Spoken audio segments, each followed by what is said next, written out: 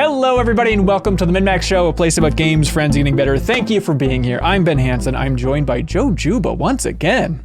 Yes, hello. Welcome, sir. We're joined by Kelsey Lewin. Welcome, Kelsey. Hi, thank you for having me. Yeah, it feels weird to introduce the contributors, but I guess we should probably reiterate things. Co-director of the Video Game History Foundation, so don't be alarmed throughout this entire episode when Kelsey will not stop talking about, actually, according to history or whatever thing you constantly Yeah, that's say. me. I adjust my glasses and everything too, and I'm like, well, actually. That's right. We're also joined by Sarah Pazorski. Hello. Welcome, Sarah.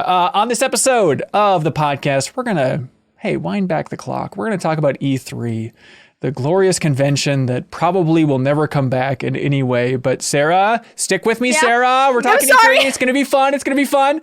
And then we have plenty of questions from the community about E3, all the fun stuff. And then we're going to talk about Sarah's freaky duo of early access games, V Rising, which is about vampires, and Little Witch in the Woods. So heads up for anybody, if you're scared easily, tune out for that section. Check out the timestamps below, everybody. Then Leo Vader is going to be joining us to talk about Sniper Elite 5. We're going to talk about Multiversus. And I think I'm going to talk to Leo about Roller Champions from Ubisoft. We'll see how it goes. And then back after the show, we have plenty more community questions.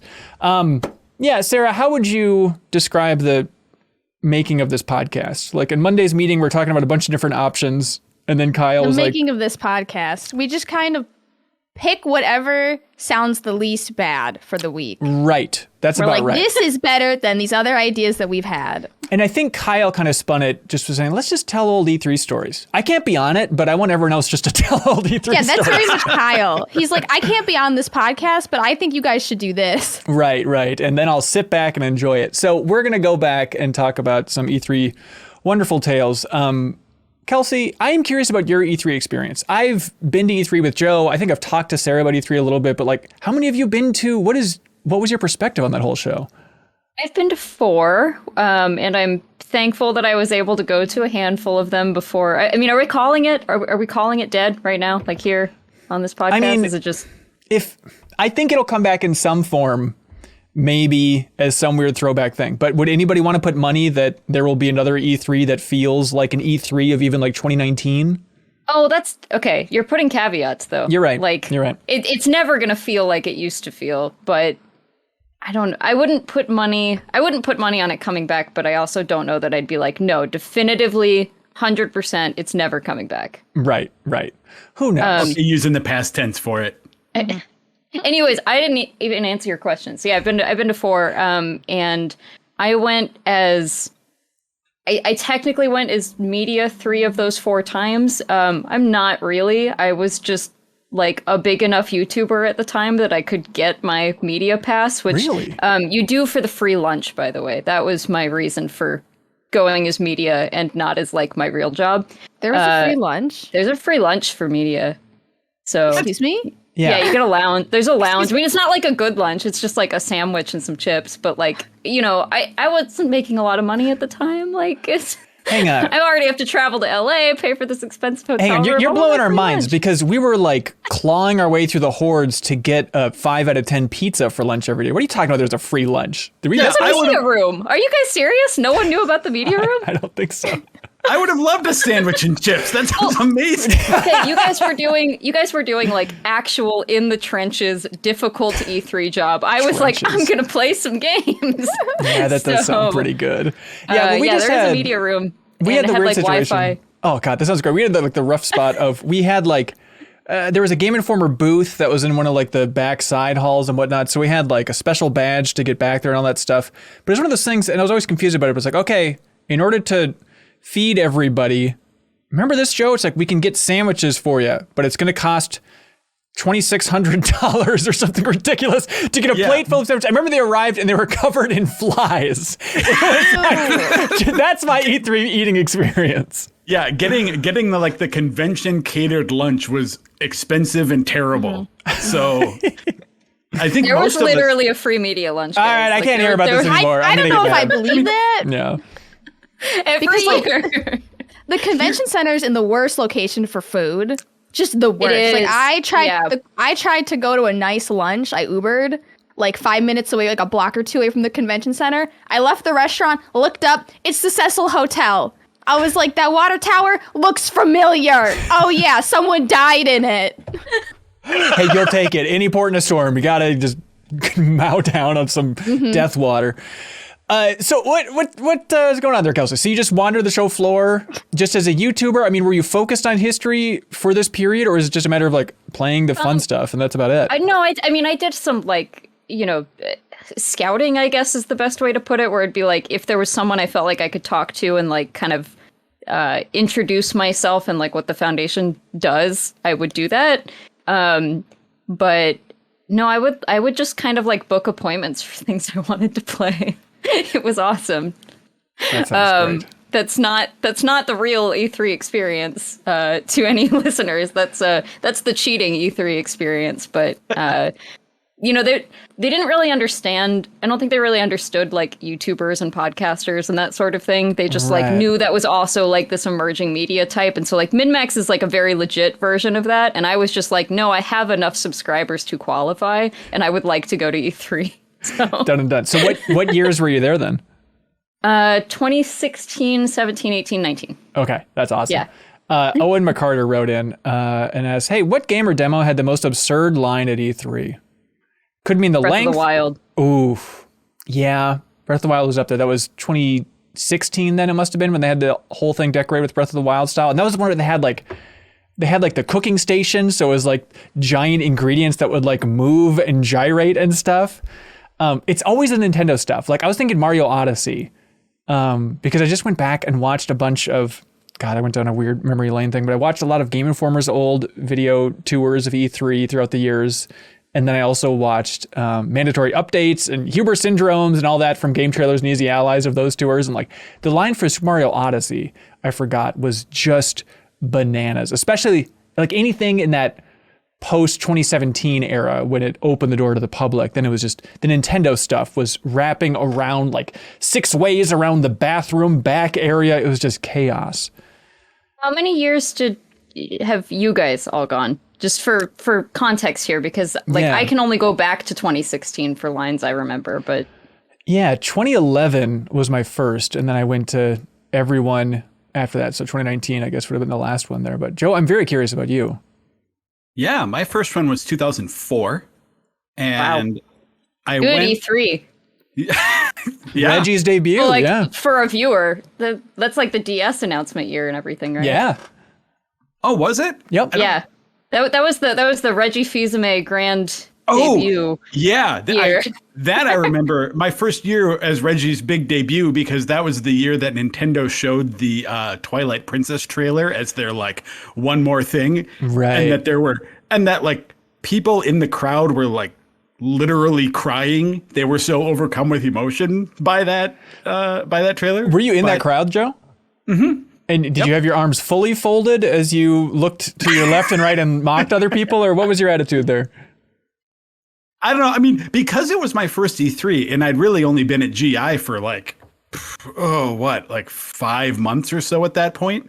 A lot of this stuff was still just like very new and wondrous to me, So I was probably just like the little wide-eyed nugget in the crowd being like, oh, wow, that's Miyamoto, and being very impressed by the whole thing. Yeah, totally. So like, especially that first year, I was really swept up in just the coolness of like, oh my God, this is my job. And there's an important distinction for me anyway that I make with E3s, because there were many years that I covered E3 as a print journalist, right? Like where Game Informer sort of had a distinct division between its print and online side. And then, in later years, what was that? Around 2009 or 2010, we kind of merged into a single staff covering both channels. But prior to that, covering E3 as print was amazing because you didn't have to do any actual work at the show, right? Like that's ridiculous. I could live the life Kelsey was talking about, right? Where it's like make appointments for things I want to play, things I want to see, do a bunch of interviews, go to parties at night. And then when you get home, you do your writing, you do your transcribing. I mean, you're taking notes while you're there, but the real bulk of the work happens. And it's like a very intense, like 3 days once you get home, but you can do it. You could do it all then.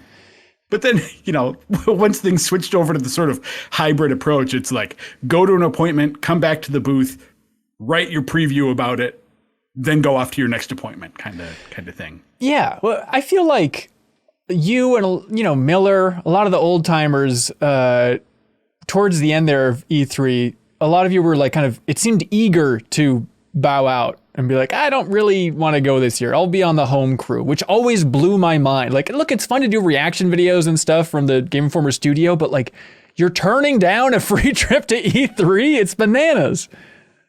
For me, it was more like, I wouldn't say I was eager to stay home. I think given the option to go to E3 or not go to E3, I would have wanted to go, but like someone had to do it.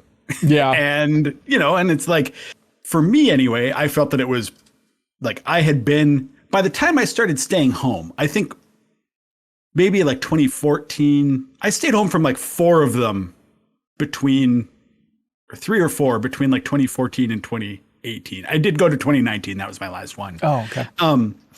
But like, someone has to do it. And I had already done so many at that point that like, why would I want to deprive like Brian Shea of his opportunity to go to E3 because I'm like pulling the seniority card, Right. So, just seeing Brian Shea, the frown he would have put on his face, it would have been heartbreaking, like a little puppy dog with beautiful, perfect hair, but a little puppy dog, no doubt about it. Yeah. And Sarah, you were like actually working. You were on the flip side of this whole thing. Yeah, my E3 experience was a little unconventional because my first E3 was 2018 when I was working at Gung Ho as a community manager. And we were launching Ninjala. That's right. And it was going to be in the Nintendo Direct. And we had a huge booth for it. Right inside the main doors, right next to Nintendo. It was wild. I got to see the E3 show floor the day before E3 opened. So all you see is like these heavy black curtains over everybody's booths. And it's like, if they catch you with a phone out, like you will be tackled and removed. Like, you could see everything. Like, that part was awesome. But then I actually had to work from like 8 a.m. to 10 p.m. at that E3 booth. And I didn't see the sun for 3 days because essentially what you had to do is it was kind of a all hands on deck manning the game. So each one of us had a station with the game, and then people would come through the line and we would give them like a spiel about how to play the game. The issue was it wasn't a simple game.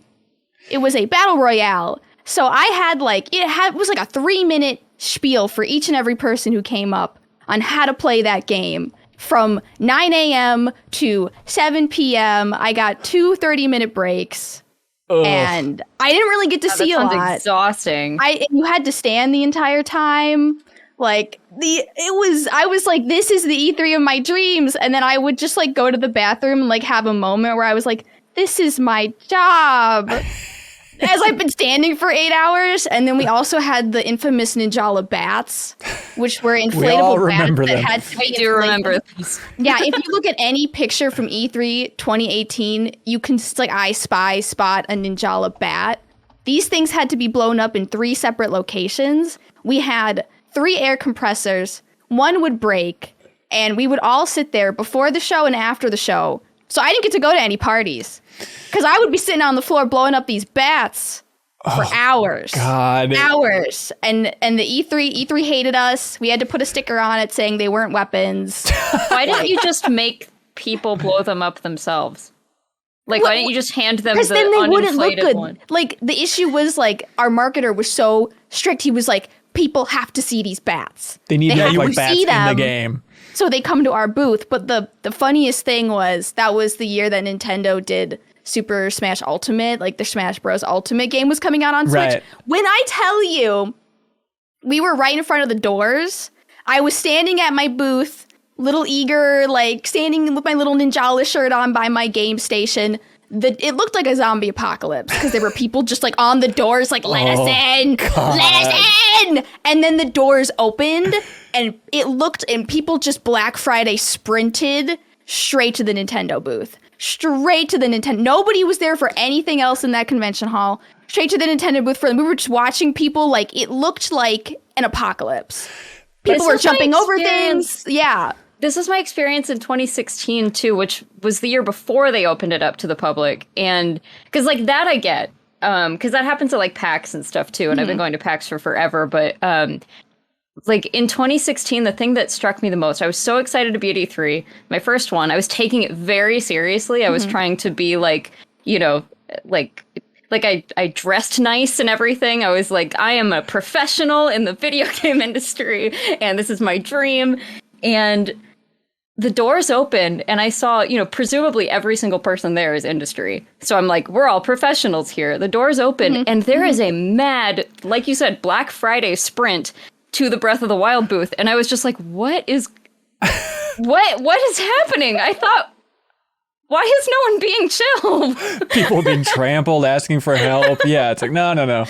It was, you know, it's all professionals, but there's a big degree, you know, it's a wide spectrum of professionals. I mean, if it's like, YouTubers come on in or whatever, but Joe, I mean, even back in the day when it was even more select, was it still chaos on that first day? Yeah. I mean, not just the first day, every day. Yeah. Every day when the doors open, you'd have that exact thing, that crowd running for the Nintendo booth in the hopes that they could get a wait shorter than an hour in the line, right? And then, because yeah, I mean, like you're saying, there are people there that are like you talk about a spectrum of industry professionals. There are some folks who actually have like a lot of work they need to get done related to it. And then there are people who like qualify to go and they think it's fun and they decide to go like Halsey did. And that's like nothing against that. That's fine. That's just a different, like, that just creates some, you know, some diversity of purpose within the crowd. I think that's a little different. Yeah. Yeah. I love that idea, Sarah, of like getting to see the show floor before it opens, because we had like a Game Informer booth in that back. We had the pass so we could tour the show floor. So it was a little bit like, all right, a little sneaky reconnaissance here. We're not going to write like news stories about it. Yeah. It's silent because the curtains are very heavy theater curtains. Or also you get to see people, like if you go a couple days early, actually like building the booths and stuff, which is really cool to see. A bunch of forklifts all over the place. I remember like, you know, Garden Warfare, that stuff was everywhere, like all the signs and stuff before that was announced. There's just a lot of fun instances of like, wait a minute, what game are they trying to hide under this sign where they put like tape up over it to try and hide it? Crawl under the curtain, like what you got in there? Yeah, totally. Here's my story about that though, is that so we would often have to get there early because we'd be covering like the press conferences that happen in the days before the show floor proper opens. Right. And the problem with that is that the Game Informer booth is there on the floor. We have like, that's where we're planning to set up and like do our coverage, actually like writing the stories and getting those posted.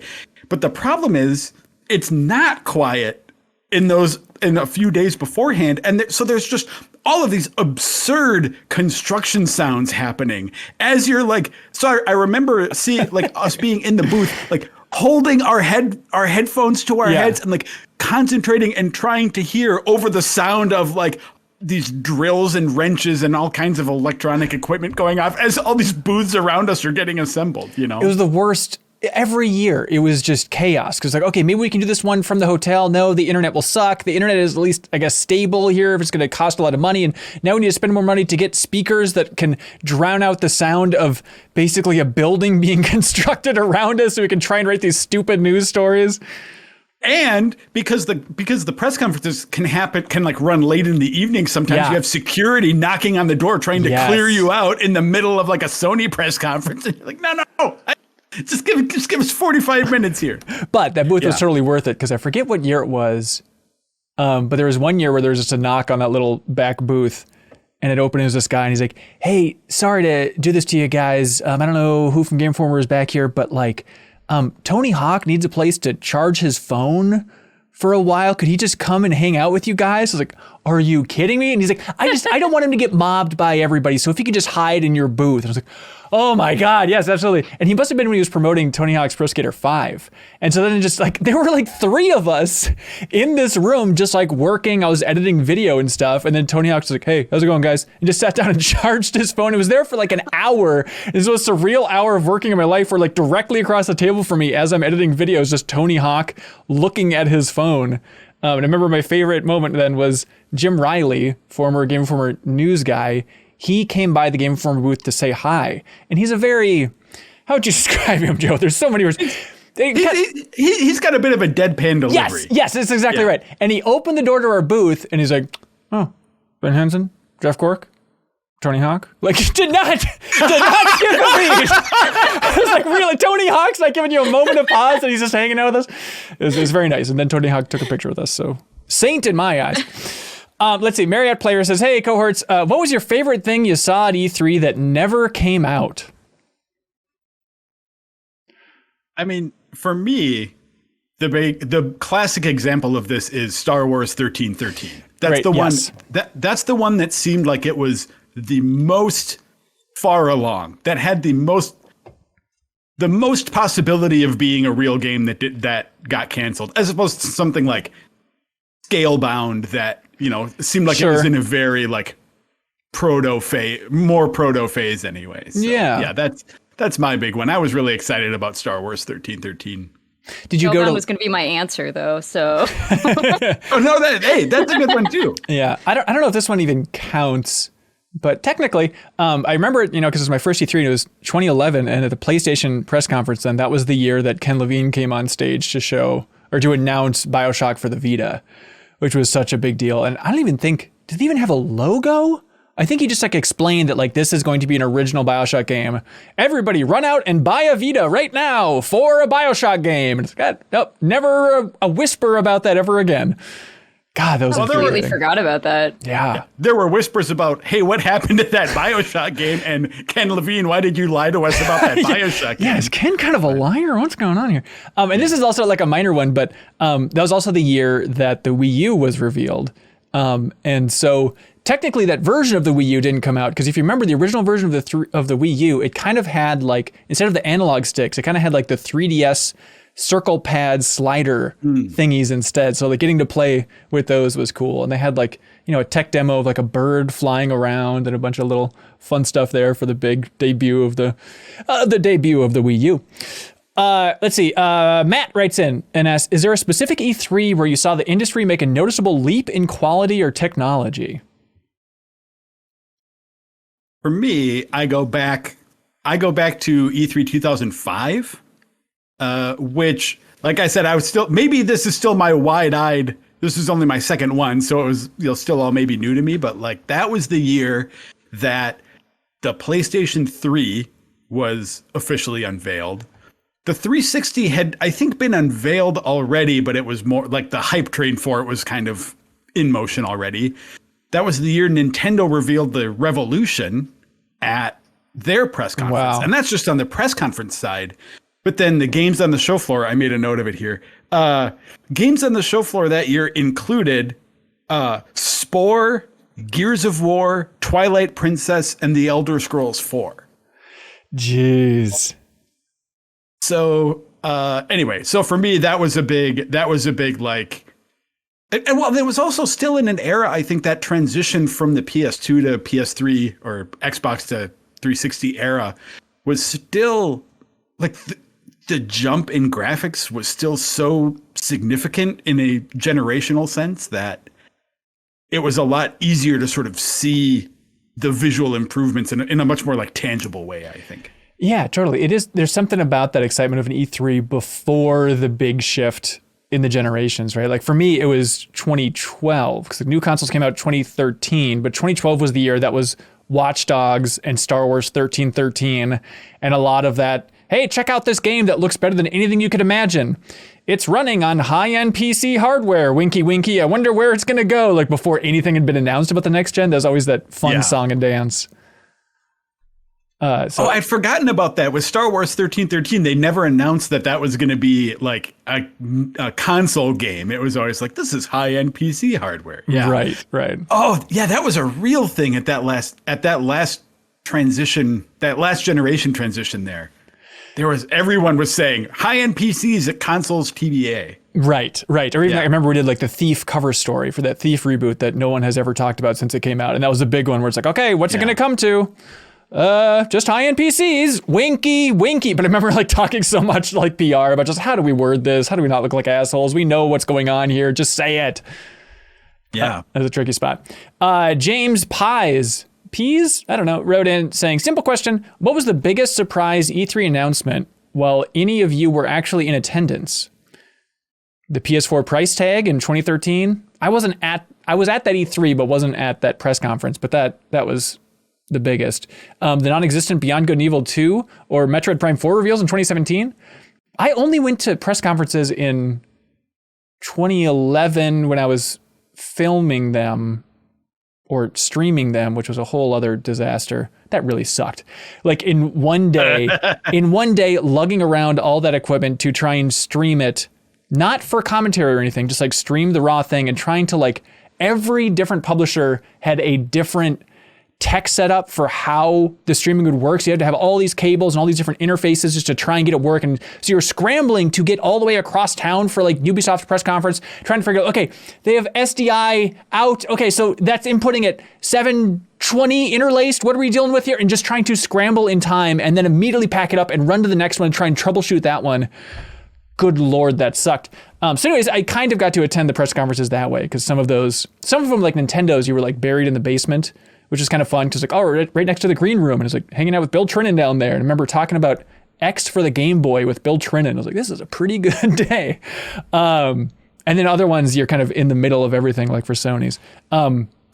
Anyways, yeah, so I really didn't attend that many. Then 2019, I kind of got to jump into a couple again. But Joe, what do you think for like biggest surprise where you're actually there?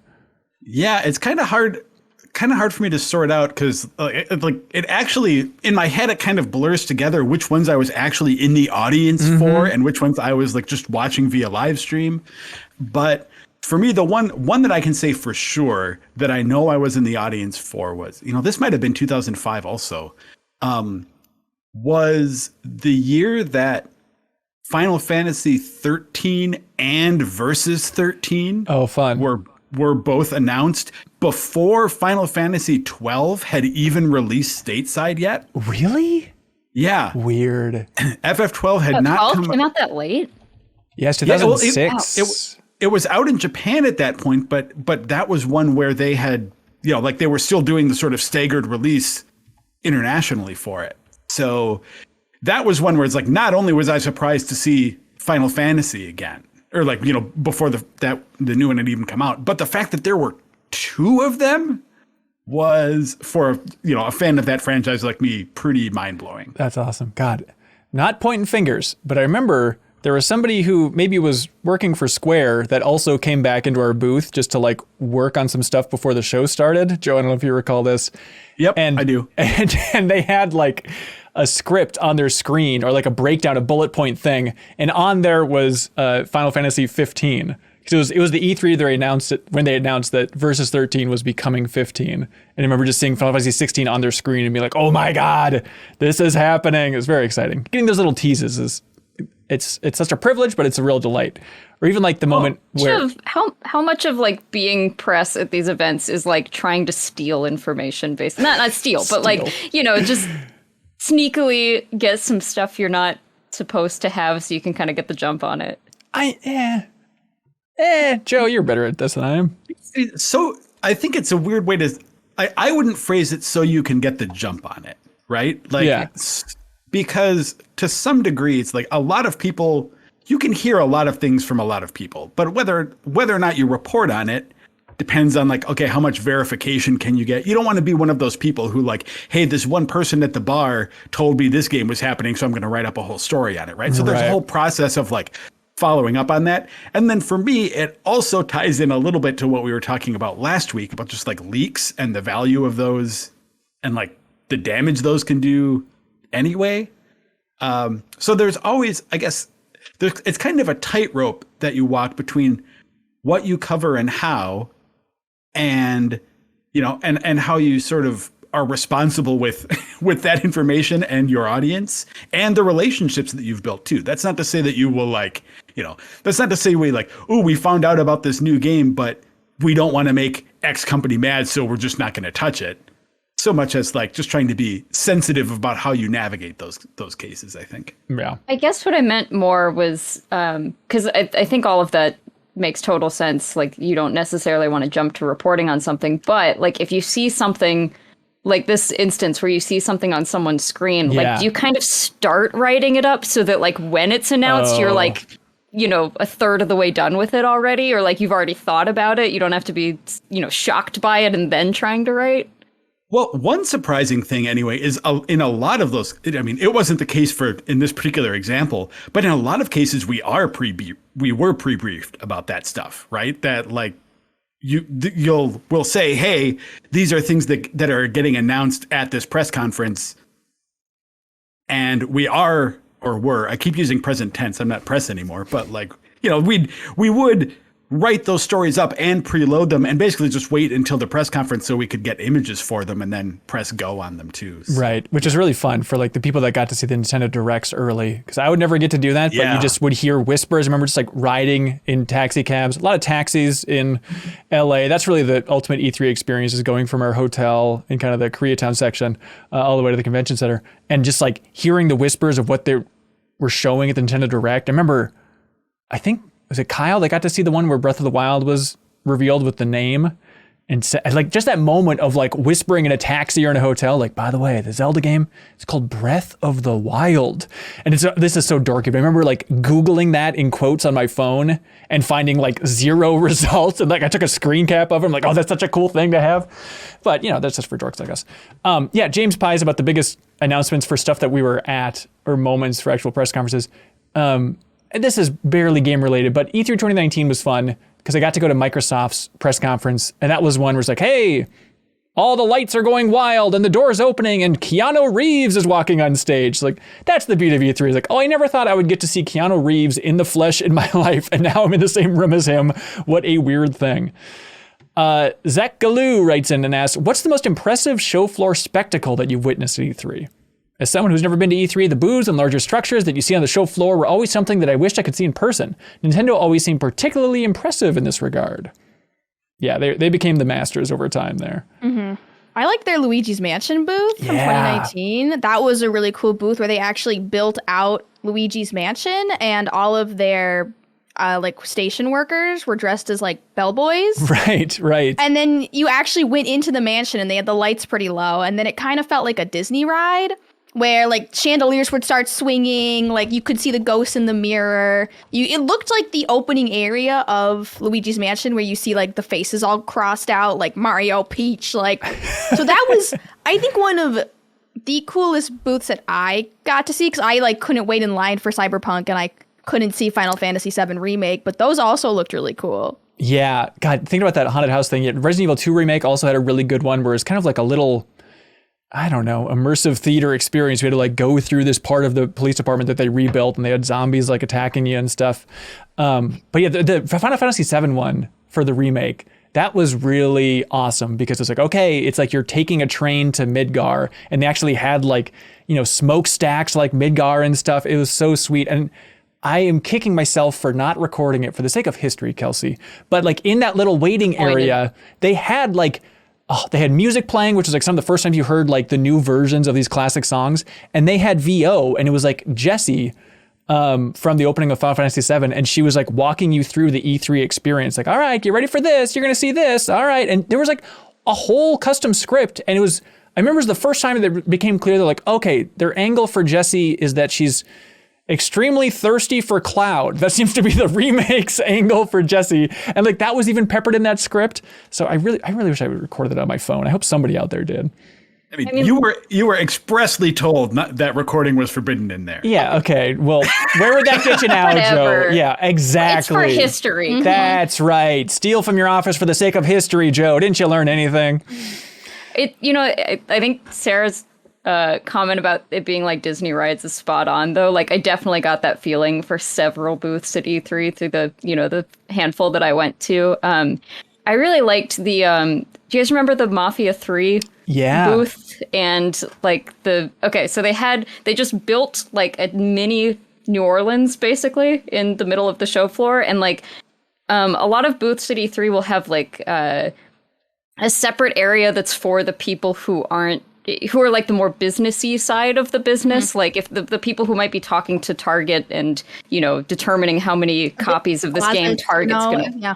Right. Yeah. So like they had a second store. Like these were like, mini buildings they put in there that were meant to look like New Orleans buildings. And on the second floor was clearly where like, the guys in suits who were having their real meetings were hanging out, but they also were like throwing down Mardi Gras beads at people.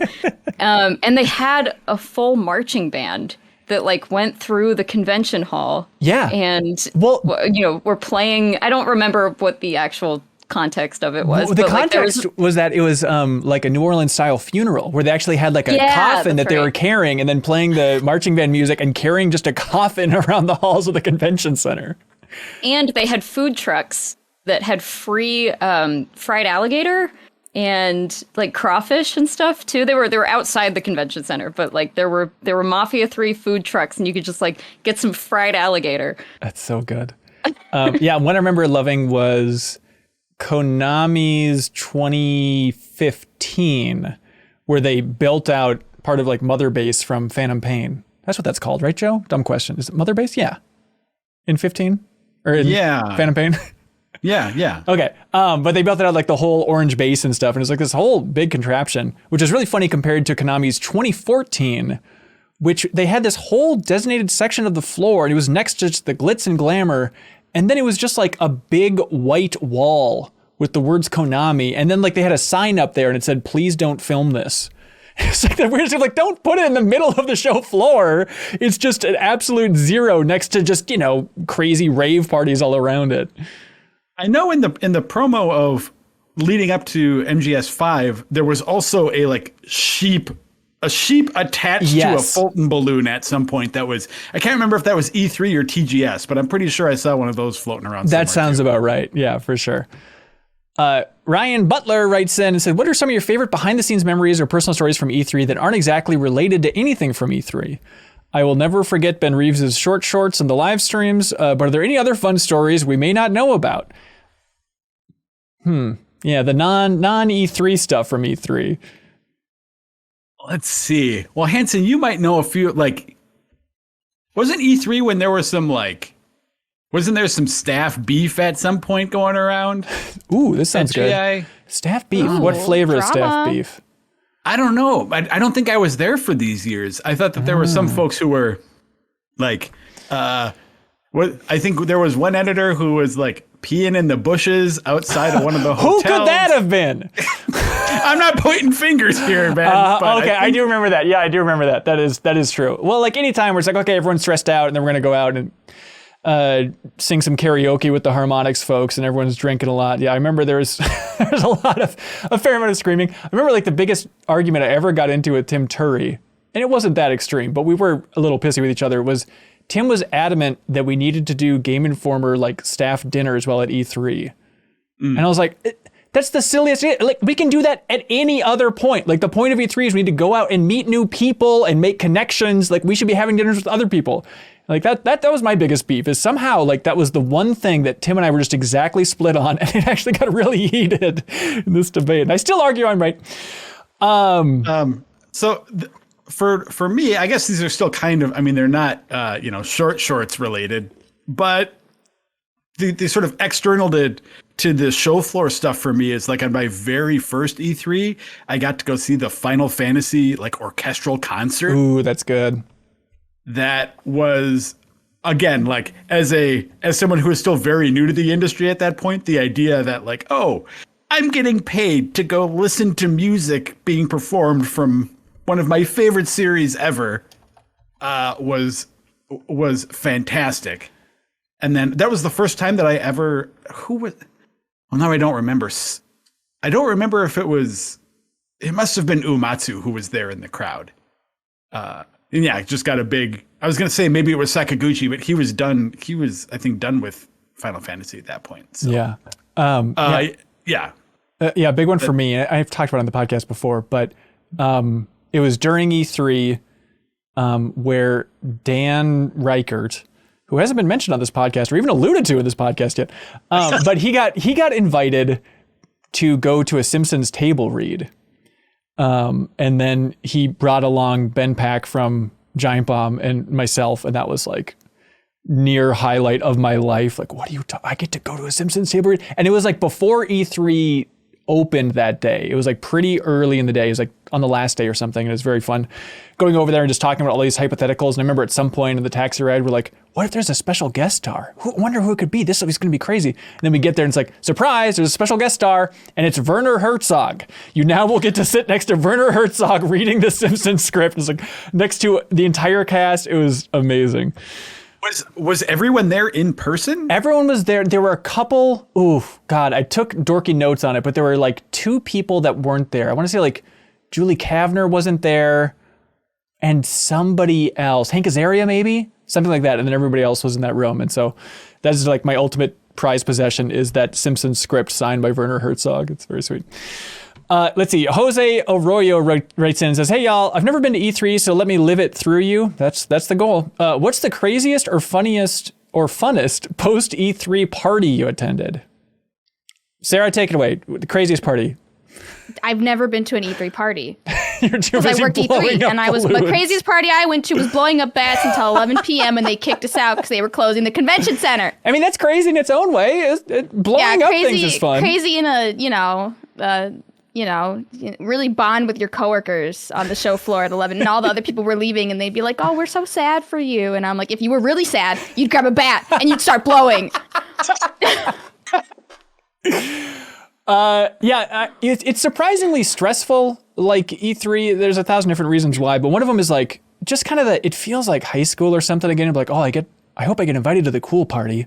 I hope I can find where all the cool people are going to be. And it kind of feels gross and cliquey in some ways with that. And it's like, there'd be a wargaming party or some party like that. And it's like, hey, we're having an In-N-Out truck outside and here's a bunch of booze, or here's a Saints Row party or whatever.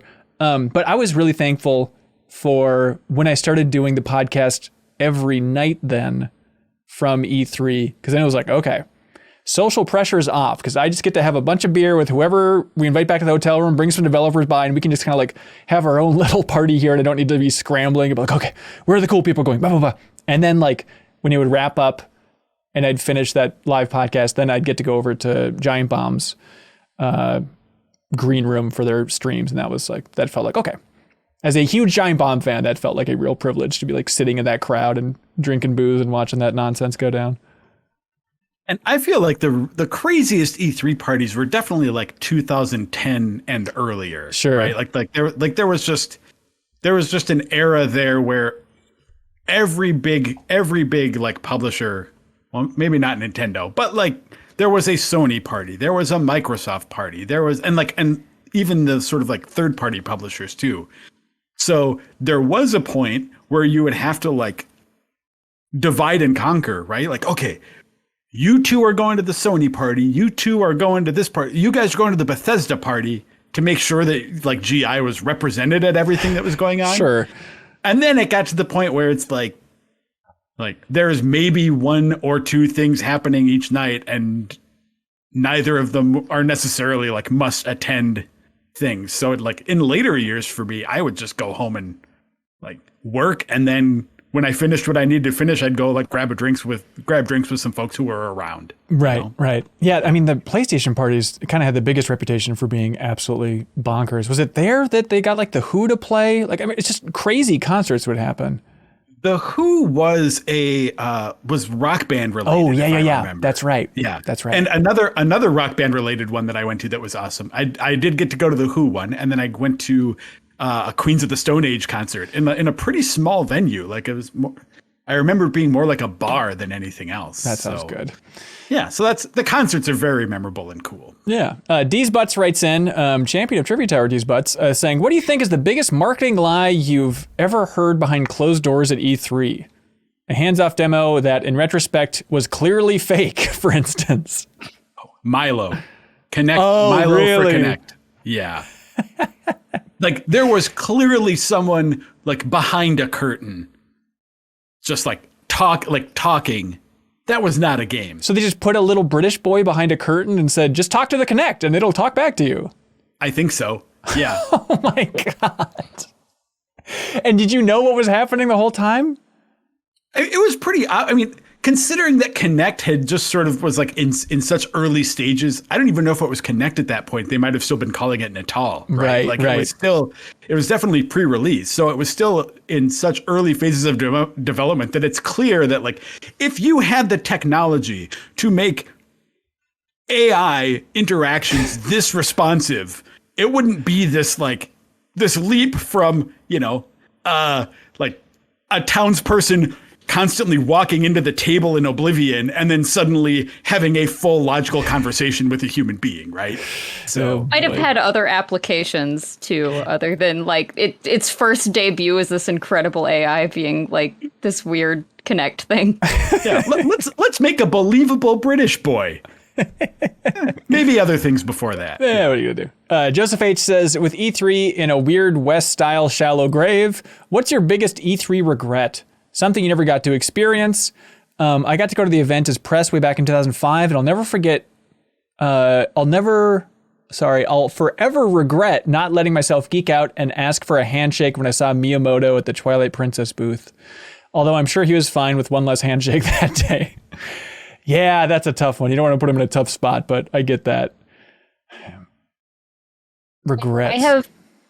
I have one silly one, and maybe one serious one, but the merch at E3 was always really hilarious, at least all of the years that I went. And like it was always funny enough for me to take photos of, but like especially now that it might be dead forever, I'm like, why didn't I buy all of the really stupid shirts? And like, I did buy I have a cape that says E3 Super Gamer. That's okay. You're set. That's good. That's as far as you can go. I also bought a makeup bag that I lost, unfortunately, that said an E3 makeup bag? An E3 makeup bag that said, this bag contains my gamer face. Hell yeah. I don't know how, man. There's a lot to unpack there. So it's so good. There was like, in 2019, it was just like, E3 2019, hype AF. Yep. Yep. And there was one whole line. People bought it. When I was working on the show floor, they have like an underground merch trade between the booths. So I think like Valkyrie Chronicles 4 had like the Shiba Inu hats, like the hat with the dog wearing a hat, and we had the bats. And they would like come over and they were like, we heard you guys have the bats. And I'm like, we heard you guys have the hats. And then we developed like a monetary trade of like how many hats was one bat worth. Right. Deflated bat is different. But it went pretty deep. Ben, I was going to ask, isn't one of your most popular tweets of all time the picture of the E3 2017 shirt? Yeah, because we got to go in early. Yeah. And so the first time that they had that impossibly lame merch, I took a picture of it and tweeted it. And then, number one tweet. And then I think your number one tweet of all time is the immediate reply to that tweet where you said, how do you feel that your most popular tweet of all time is about t-shirts? That was my most popular tweet of all time. It recently got overtaken by a tweet about Elden Ring. Oh, really? What is that? Regale us. Oh, that's just I have no idea how this tweet got picked up, but I just said something like it was about something my wife said, where she just said, "Well, I'm gonna go get ready for bed because I see it as the Elden Ring portion of the evening." And that was it. And the tweet got like 8,000 likes. Wow. Hey, you're a celebrity, man. Congratulations. Yeah, big deal. Yeah, writing in about Miyamoto at E3, like that's another reason why I know that I'm very lucky overall as a person is like, I lost count of how many times I've met Miyamoto, which is... Oh my God. That's like, I know. Get out of here. I think it might be 5. I think it might be 5. But it's very fun. I was delighted of like, somebody was referencing Kotabe, like the artist for old Nintendo stuff, and I guess still some newer stuff. And somebody quoted like this interview that I did with Miyamoto asking him like, hey, would you ever make a 2D Mario game all in that Kotabe art style, kind of like looking like the box art and stuff. And it was fun just to like have that back and forth with Miyamoto there. And then I started thinking too much because like also I got to meet Tezuka and interview him there. We did like a rapid fire interview at E3 with him, which was really fun. But Kelsey, what do you think about this idea? Don't you think that for the sake of history, we should just collectively make like a document, just a shared Google Doc, and somehow prioritize, just for the sake of history, the questions that you should ask if you ever get a chance to interview these legends again? Yes, absolutely. I've thought about this too, like, because it's so rare that you get to speak to anyone from from really any side of Nintendo, but especially the Japan side of Nintendo. And it's typically part of like a PR circuit. And it's like, you're talking about Super Mario Odyssey, but maybe you can squeeze in another question or two. Yeah, absolutely. Because there's some, I was able to meet Hisashi Nogami, who's the Splatoon director, but also was the co-director of the original Animal Crossing and stuff. And it was like very explicitly not an interview. Like I was told, like, you can't like record any of this. You're just meeting him. And I was trying to like figure out like what questions can I sneak in that just like satisfy my own curiosity, but like aren't, that I could pass off as like conversational, right? Right. But I think that needs to be, we need to all collectively get together and just be like, what are we missing? What have these guys not been asked yet? So that when we have these little opportunities, like someone point at the document and be like, can you slip in one of these? Like, come on. Totally. Because I feel like journalists would appreciate it too. It's like, okay, I get to interview Miyamoto, like just for the sake of history, we have this slight window where the door's open. What should I ask? Because often it's just like, hey, what's your favorite Nintendo game? Or it's just, hey, when are more virtual console games coming to the Switch? It's just like this boring nonsense that for the sake of history is just a zero. I had wasn't with Nintendo, but I had sort of a weird experience about that where I got to go to Maxis and do a bunch of interviews there for the studio's like 25th anniversary. Yeah. Shortly before EA shut them down. And I got to talk to Will Wright. And something that surprised me is because I was like, hey, like there's some fuzzy stuff out there about the origins of Maxis and sort of like when and where certain things happened. So I was like, oh, I'm going to ask him some of this for this oral history thing I'm doing. And for some of those folks, that was like, 20 plus years ago. And Will Wright did not remember the details of some of the things I was asking him, So it's possible that you sit down with Miyamoto and you're like, okay, you need to clear this up. Did this game release in December 1987 or February 88? And he'll just go, I have no idea. Yeah, it's tough too if you don't have like a sustained period of time. Like if you were granted an interview with Miyamoto where you really could just sit down with him for an hour and actually ask him whatever you wanted to ask him, it's never going to happen. But if you could, like there's tricks you can use to try to like get them back into that mindset. But like you can't just point blank, at least in my experience, when you start interviewing people, like if you just start point blank asking them questions that are pretty specific from a long time ago, like they have no idea. So you have to like do this slow like getting back into the mindset of 20 years ago, and then they might be able to start uncovering some things. But it's not always going to happen if you only have the opportunity to just like ask a quick question. Yeah. Totally. Kelsey's saying I'm bad at my job. That's right. No, I'm saying you didn't have time. To learn hypnosis. We gotta learn hypnosis. We gotta hypnotize these people into the past. That's right. Dress like their parents. There has to be some trick to just get them in the past. I think this was a tip I got from Danny O'Dwyer. I forget if I think this is where it came from. He said like one of the things he uses is like he asks them where they used to go have lunch. Like to just get their brain back in that area. Like sure.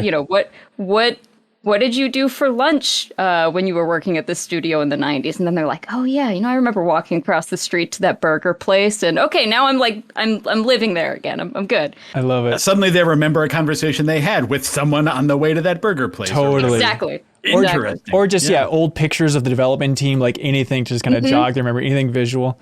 Like, I regret it so much. And I'm sure he wouldn't even remember. But Tezuka, at some point in that, I think it was in the Rapid Fire interview, mentioned like him directing Link to the Past, and he said like, technically I took over directing halfway through the development of Link to the Past. And I was like, oh, okay. And then I just moved ahead, and I wish I would have asked him like, who was the original director of the Link to the Past? Because nobody knows. Like it can be assumed it was Miyamoto, I guess, but I don't know. Kelsey, do you have any idea? Not off the top of my head. That information might be out there, but like I've tried digging, I can't find it. That's the thing is like when you're in those situations, it's like, do we know about this? Do I need to dig further on this? Or like, can I keep moving on? That's hard. Yeah, that's really hard. Hey, that's E3, everybody. The finest around. I hope we can all go back as a big old group and celebrate at some point. Otherwise, let's just keep telling old stories for a long time. It's such a weird spot to, I loved E3 before I got to go, and now it is just so entangled, like professionally and just as a fan of the industry and personally, like meeting friends out there and everything. It's just such a weird, I don't know, monster at this point of nostalgia. And I hope that other people are nostalgic about it too. And it's not just us being like, I had a lot of fun at a party in 2012, But hey, Sarah, this frickin' vampire game. Oh my God. Let's get into it. You streamed it last night on Twitch, V Rising, which you pitched it to me as Vampire Valheim. And I said, no way, impossible. How could it be Vampire Valheim?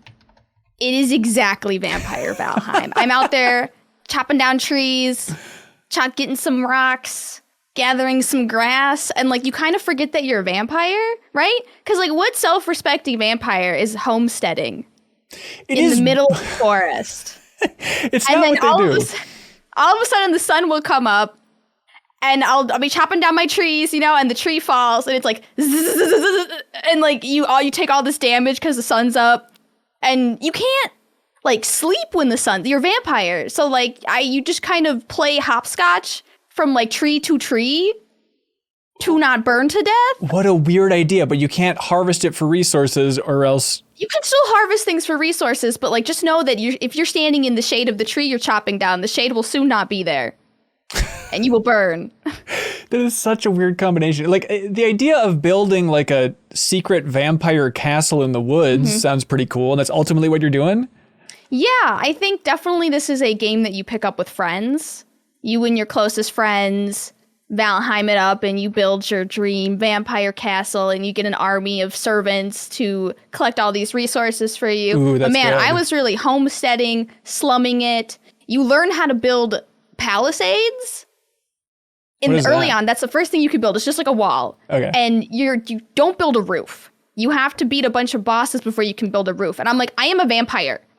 The one thing, I don't need walls.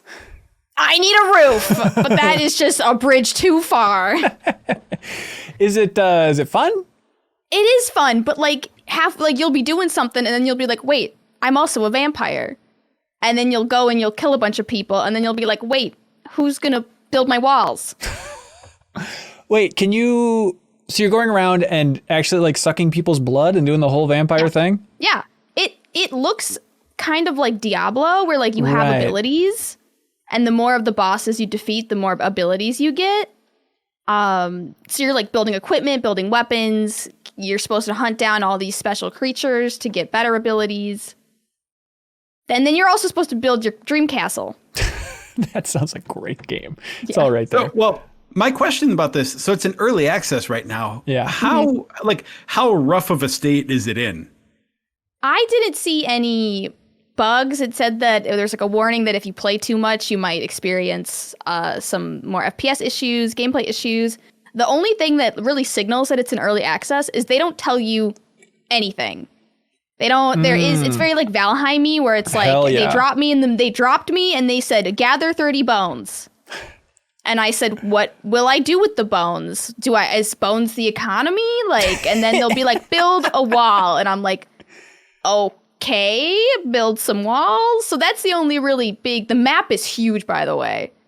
I only explored like a tiny portion of it, but the map is huge, and it's just so weird because it's like, why vampires? Right. I guess you need a hook. If it's just, hey, another survival game, honestly, we probably wouldn't be talking about it. But the hook of it's Valheim, but Diablo perspective and vampires, like that's enough of an angle to get people more interested, I guess. It's from Stunlock Studios. Yeah, it's on Steam Early Access right now.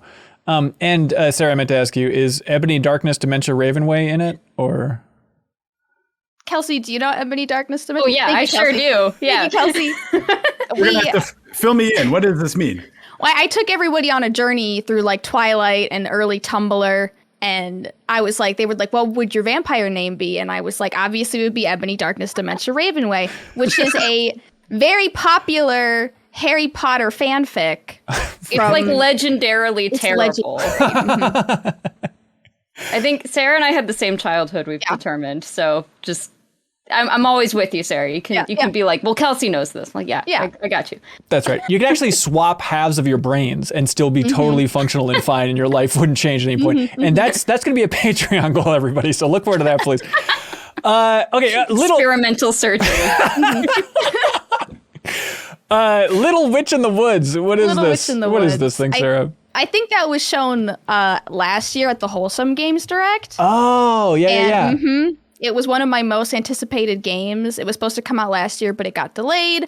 It's also in early access, but it is a very relaxing, story-based game where you're living as this little witch in the woods, in a little house. You're gathering resources, and you're crafting potions and spells to help a village that has fallen into ruin. You're sort of like collecting new characters as you unlock more of the villages, more of the village residents, like expanding your resources, expanding your spells. The writing's pretty cute. The character design is awesome, I think. But yeah, very, very laid back, not very challenging. Just kind of a cute resource gathering, crafting story game. Exactly what you're looking for? Exactly what I needed. Okay. Where does this fall on the, how close is it to something like Littlewood or Stardew Valley or something I would say a little bit. Littlewood is very exploratory. I feel like this map is a lot smaller than that. And the customization, you can't really pick where people live. You can't pick who gets to move in. But similar characters to Littlewood, everyone kind of has more of a depth to them than you first see. And then definitely more linear than a Stardew, and you can't really manage your resources as well. You're always going out to pick plants. You're always going out. You always need more. So just, a very relaxing, not challenging, cute story if you want to be a little witch. Yeah, most of us do, I think. I'll try that. There we go. Little Witch in the Woods is the name of that one. And then V Rising was the name of the whole vampire game on Steam there. Sarah, thank you for being here. Do you want to go just think more about E3 on your own, though? Yeah, I'm going to go reflect on all of the stuff that I've missed from E3. Okay, that sounds like a great day. All right, thanks for being here. You can take with you and inflate. There's a special smell from the plastic of the bats and the burning of the air compressors as they would die. That just kind of really takes me back. Do you still have any of those bats? I never took a bat. I didn't want any of those cursed things in my home. I was like, absolutely not. I never want to see that again. My fingers, the skin on my fingers was getting worn down from all the stickers. I had to apply to each of the bats saying that they were not a weapon and you could not use them as a weapon. Legally, if you were injured, you could not come after us with this bat. It's gone, Sarah, it's gone. The bats are gone. They've been wiped from history. They'll never be gone. Even Kelsey the historian does not want the bats. They've all been destroyed. Yeah. They're just in a landfill somewhere. They'll never be seen again. The thing, there were so many.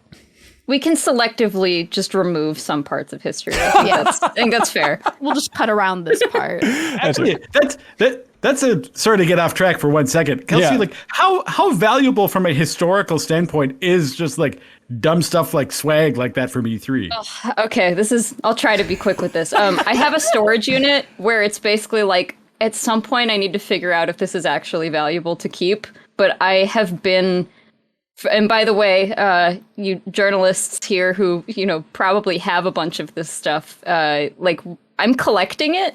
And it's in a storage unit, not in the actual archive, because, I really don't know how useful a lot of it's going to be. But, some of it probably will be. And at the very least, a lot of it will be useful to, make sure people know it existed.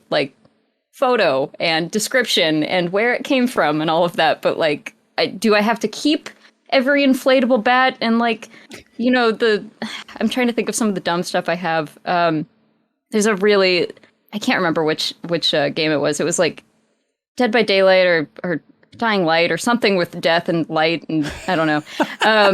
They sent a media press kit that was a perfume concocting kit for the different areas of the game. So they all have scents blood and dirt and concrete, and then there'd be a little instruction card that's okay, you want to mix 2 drops of blood with 1 drop of concrete for this area so you can get the smell-o-vision while you're playing it. That's good. And it's a very creative idea.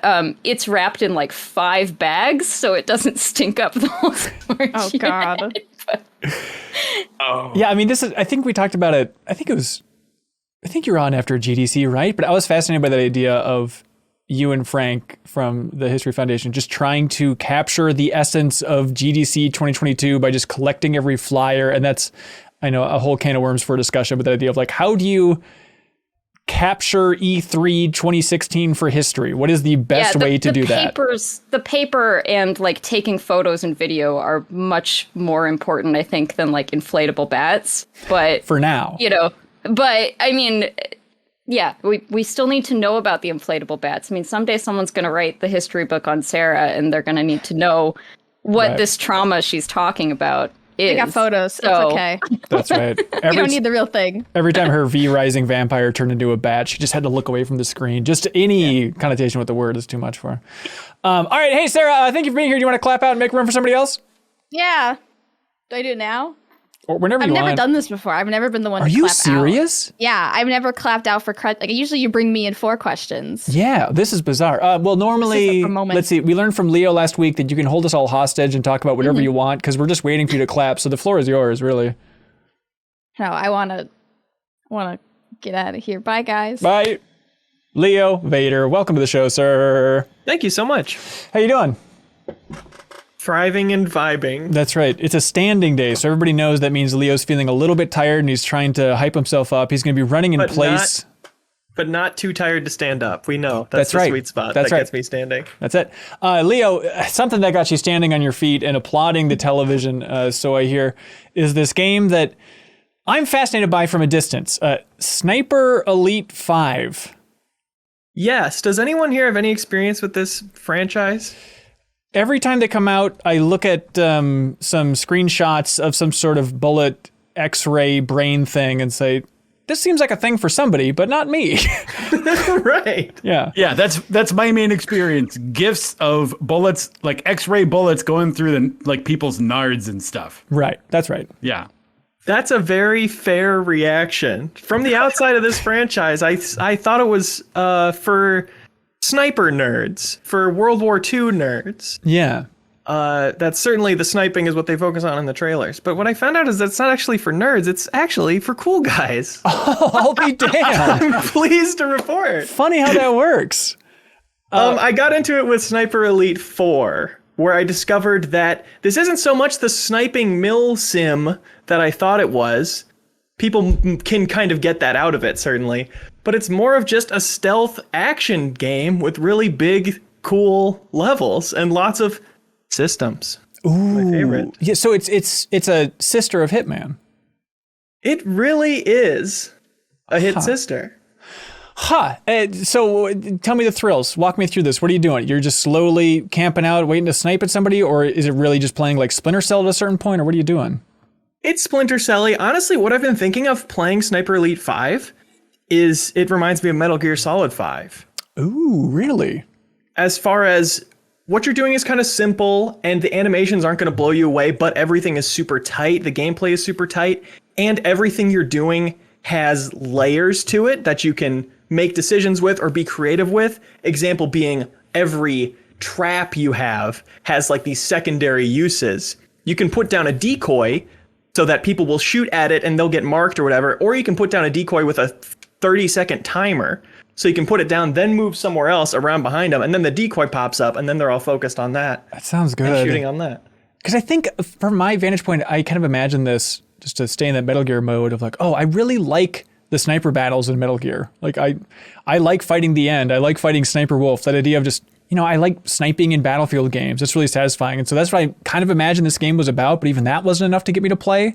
But is there a lot of sniping as well? Like if I just want that kind of like long, slow, tense experience, is that it? Yes, certainly. It is like it's a stealth shooter that happens to have really good sniping is kind of how I feel about it. Like there's so much other stuff you're doing with secondary weapons that also get the cool quick kill cams or whatever. And traps, you're constantly laying traps, learning enemy patterns and stuff. And then when you do snipe, it's remarkably good. But that's like not the main thing I feel like I'm doing. Yeah. And you said you can turn off the X-ray nards cam, right? Yes, which is nice because for trap explosions, it'll show you an X-ray of like their ribs breaking. And I would just rather see the body go flying. Thank you very much. I'm a But gentleman. I really like how, like, that is an example of how much you can customize this game. Like, what I'm saying about people who want it to be a super accurate military sim can get that out of it is because you can customize every bit of the difficulty of, like, do you want wind or bullet drop to matter when you're sniping, or do you want to not have to care about that at all? Or do you want enemies to be tougher or smarter? Those are different settings. I have them on regular toughness, but way smarter. And I have, like, regular difficulty across a few things, but I have it so ammo's really scarce and I have to scavenge everything just because I like that. There's so many. You can have such a specific difficulty setting for, like, exactly the type of action game you want. I really love that. I feel like the series has been trying to dig itself out of the hole of maybe its title, because the title just reads like discount THQ game, you know. And I feel like every entry PS2 era, like just whatever gun game. Yep. But I feel like with Teens every are entry, playing it on a TV. but I feel like every game, it's just like there's that fraction of people that are like, no, actually this game's really good though. And I feel like with every entry, it's just getting louder and louder. People are like, no, actually Sniper Elite rules, everybody. You should really look into it. I think this could be the one, because the levels have always been underrated. Sniper Elite 4 was in Italy, which is like a ton of really cool locations. You know, we all got tired of World War II games, but I feel like developers let us down with World War II locations is really what happened. This one's set in France, and every new level I'm just stunned by, and I'm just taking my binoculars out and looking all over it and so excited to explore all these different parts of it. There's level 3, I think, is like this spy academy that's these giant, like, cathedrals and towers on this island that you have to, like, slowly make your way towards. And then once you get in, it's this full ass village you're exploring.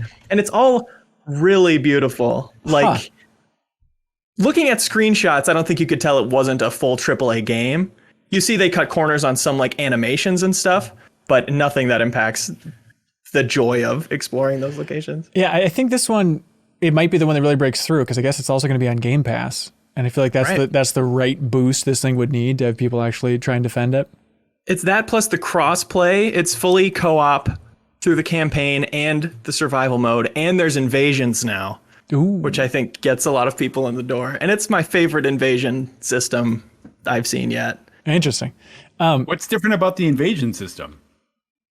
So you invade an enemy you invade somebody playing their single player game, and an ability you have is to not only mark your fellow Germans, and so you'll be told when they spot the protagonist, and you'll get warned if they're, like, last seen location. That mechanic's super clear. But you can also, like, go near a group and press a button, and it's called, like, stay sharp, and you just rally the Germans around you who are chilling, and they go into, like, hunting mode, you know, as if they've spotted him. You say, heads up, there's a protagonist around here. You should go find him. And then they start walking around searching corners and make it more difficult for the player. And every one-on-one I've had in that, and despite it being pre-release, I've gotten invaded a lot. So maybe the only downside would be you might constantly be getting invaded if you don't turn it off. Every one of those interactions has been so interesting and satisfying. Yeah, it's developed by Rebellion, which is quietly one of the most interesting developers out there. They've been around since 1991. They did, like, the original AVP games, Aliens vs. Predator on Jaguar and stuff, and they did that one in 2010 that wasn't as good, but still. I remember playing the demo and thinking it was pretty good. But then looking into the history of Rebellion, they are bizarre. Like, they own Judge Dredd, because they bought, like, a comics publisher years and years ago. They've started releasing films, like in 2021, some film called School's Out Forever was released from Rebellion, and it's at like 73% on Rotten Tomatoes. Like, Duncan Jones is working with them on some new film, because a lot of it's coming from that comic line. They're just quietly churning stuff out over there. Like, I mean, they bought Core Design apparently from Eidos back in the day, like the original Tomb Raider developers. They just have a weird long history. Kelsey, again, not to put you on the spot as Miss History, but I mean, have you focused on Rebellion? Have you ever thought about what a weird studio they are? No, it's a super weird studio. And I off the top of my head, I can't remember why, but for a little while we were trying to get in touch with someone at Rebellion. It has something to do with an unreleased game that we believe they own the rights to, and I sorry, I don't remember that's off totally the top fine. of my head, but like, yeah, they've been involved in a lot of really strange stuff, because I don't feel like it's a studio anyone ever like I don't know that your average person like even knows the studio name. Right. You know what I mean? Totally. And for how much output they've had and how long they've been around, I feel like it's, they're just one of those very under the radar companies. Yeah. Yeah. Well, there we go. Sniper Elite 5. Leo, I mean, you think it's going to be in your top 5 of the year? We're talking that level? It's my favorite game I played this year. Wow. At the moment. That came out this year. Yeah. Geez, that's awesome. All right. Sniper Elite 5, everybody. Hey, I checked out Multiversus. I don't know the best way to say it. But this is Warner Brothers Smash game. Have you seen this thing, Joe? Yeah. The biggest thing I know about it is, I think I've mentioned before, I think it's funny because it reminds me of that Game & Farcer cover we did years and years ago about a Warner Brothers fighting game that has Liu Kang uppercutting Free Willy on the front of it. That's right. And it was like Looney Tunes in the background and stuff. And now it's like, oh no, they realized, okay, let's actually make that game. Turns out we can actually make money making a Smash clone. Yep. Yeah, it's free to play. It's alpha. It's in alpha right now. It's coming out apparently in open beta, at least in July of 2022. But it's easy to be cynical about this. I mean, Warner Brothers has been shoving their property and everything that can contain it, from Ready Player One and Space Jam: New Legacy. I'm a little Warner Brothers IP'd out. That's a weird sentence to say. But I jumped into Multiversus, just being a big Smash fan. I'm like, it's good, everybody. It actually feels really good to play. I was really surprised by it overall. And like a lot of the free-to-play nonsense and store stuff really isn't in there right now. There's this whole perk system that gives you little boosts that I could see getting gross potentially with the free-to-play structure, because it's actually impacting gameplay, but we don't really know. At least I couldn't figure out exactly how that's going to be implemented when the full thing rolls out. But yeah, it feels fast. It feels tight. The characters are fun and silly. I mean, Shaggy's in there. It's kind of the big thing. And he's just Goku. Like, it's they took everybody disappointed that Goku isn't in Smash, and they're like, okay, well, let's just make Goku Shaggy in Multiversus then, and he can go Super Saiyan. It's just absurd. There's weird stuff where there's one new character, not from any Warner Brothers IP, and its name is Reindog. And it's just like this weird looking fantasy dog. It's so weird. Like, for one of these games, just have one character that's just completely new from the studio, but he has like a tether where he can grapple onto his teammate and like pull them back to the arena. So it's just a really cool dynamic. And they're really trying to focus on team play for this one, even more than Smash, but like having fun interactions. Like with that tether, you can jump out, attack somebody, smash them off. I mean, it's exactly Smash. They go flying off the screen. And then if you're really far out there, then the Reindog character can like grapple onto you and like pull you back in and stuff. They got Bugs Bunny and stuff in there. Tom and Jerry are some of my favorites. They're really silly and fun. It's Rosalina and Luna from Smash. Let's see, I played a couple rounds of this last night. By the way, just randomly. Yeah, I didn't have a chance to tell you that. But What do you think? I can even... so I think obviously the Smash comparisons are going to be all over the place, but what I thought was really interesting about it is, just how far they're leaning into like there are support characters in this game, and that's fascinating in a fighting game. Totally. So it's like, it's got like almost a little bit of a, like a hero game element, like an Overwatchy kind of thing to it, despite being essentially Super Smash Brothers.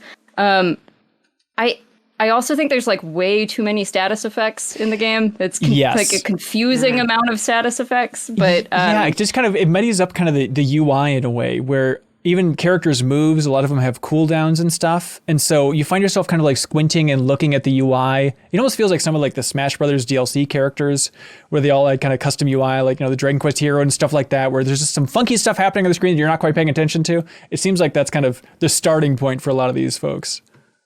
Yeah, it goes, I feel like it's a game that strategy-wise probably goes insanely deep, which worries me in like can this really be balanced, like with this level of depth to some of these characters? Like, are there just going to be some crazy things to exploit like almost instantly?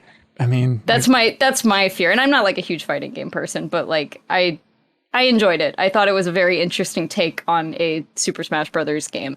Yeah, totally. And it's like, a Smash Brothers game that's free to play and the online is good and solid. I mean, the world's their oyster. We'll see how far it can go. It's not on Switch. It's going to be on everything else. But character-wise, there's fun stuff, Joe. Like they have Arya Stark in there, fully voiced. All these characters are fully voiced. They got the voice actors, which is a big leg up from the Nickelodeon All-Stars Brawl. But something I didn't even think of with Arya Stark, just messing around with her a little bit in like the practice mode, is she can steal people's faces. So it's kind of like a Kirby thing where she can steal their face and then like become Shaggy by like putting his face on. But I was confused. I don't know if you messed with it, Kelsey, but I couldn't figure out, like, she doesn't stay that way. It's not like a full Kirby thing. I don't know if she's like taking their abilities or buffs or something. I didn't mess around with her specifically. I played against one, but Okay. I didn't mess around with her. And like I said, confusing amount of statuses. I don't know. Did you play as Taz at all? Yep. So Taz can, like, you can inflict enough of whatever this status effect is that just, like, eventually, if you do enough of it, like, you build up the meter, you just turn them into a turkey, like a Right. roast turkey that can't do anything but run around. So it's like, it's just, there's some bizarre, like, I only played a few rounds, but Sure. I'm like, wow, these mechanics are, I don't know how any of this works. It's silly. You'd say it's a fun fighting game independent of the sort of Warner Brothers properties. Like, I mean, at that point, you can just play Brawlhalla or something, but I think it'd be solid, but I don't think it'd be extremely notable if it wasn't for the IP, but like a solid gameplay foundation, and then they can keep layering in this IP. I feel like it has a chance. My favorite character, which I was not expecting going in, is Velma from Scooby-Doo. Oh, she's a total, like, support character too. Like, couldn't figure out how to use her very well. She just made me laugh because her basic attack is just like speech bubbles, where she just says dopey lines from the 70s, like blah, blah, blah. And she can just like shout and the bubbles will like chase after somebody and attack them. And then she's also going around, there's like clues popping up on the levels. And so you can go and jump around. If you get all the clues, then you can just call the police on the person you're fighting, and a cop car comes and they get put in the back, and then the cop car just drives off the edge of the level. It's really good gaming. So that definitely got me. So there's a lot of fun stuff in there, and like there's fun dynamics too, especially with the voice acting, which is fun. We're like, oh, if you're Velma and you go up against Batman, she's like, oh, we'll see who's the world's greatest detective. And then they have Kevin Conroy as Batman, like talking back and stuff. And it's the most obvious crap in the world, but it still got me in such a big way, like playing this game, having a fine time, and then being on the Batman stage and they start playing the Batman theme from 1989, like the Danny Elfman theme. I was like, oh, I love this song so much. I didn't even consider that they can actually use all of this Warner Brothers music in here as well. They got me. I'm curious to see how it evolves over time. Looking into the team a little bit, it's a new team. They're called Player First Games. And there's a lot of folks, like the core of it seems to be former Riot folks and some former God of War talent as well. But the one that was interesting to me is one person seemed like, God, that guy looks so familiar. Who is he? And turns out the art director is the same art director for the Disney Infinity series. And so we interviewed him while visiting that studio in Salt Lake City. But it's like, oh, that's why those characters look good and also kind of look like they could be Disney Infinity figures, even though it's a different universe, you know. But it's got a good look to it overall. But yeah, July 22 for that open beta for that thing. Hey, on the free-to-play front, Leo, did you check out Roller Champions at all? Yeah, I played a couple matches. Hey, look at that. Mr. Riders Republic, the new Ubisoft sports game. Figured I had to get a hot take from you. This is the free-to-play roller derby game that is out now. I mean, it was revealed at E3 2019. Like, it is wild how this thing has slowly been going through some development challenges, or maybe just COVID naturally has slowed things down a bit. But yes, Joe, you're thinking. What was this, the one that had a demo released when as soon as it was announced? Okay. Yep, you can go watch that new gameplay today with Jeffem playing Roller Champions back at Game Informer. Leo, what did you think of this thing? It's not bad. It's troubling how much they're trying to embarrass me for defending Ubisoft games. That's right. With their continued sense of style.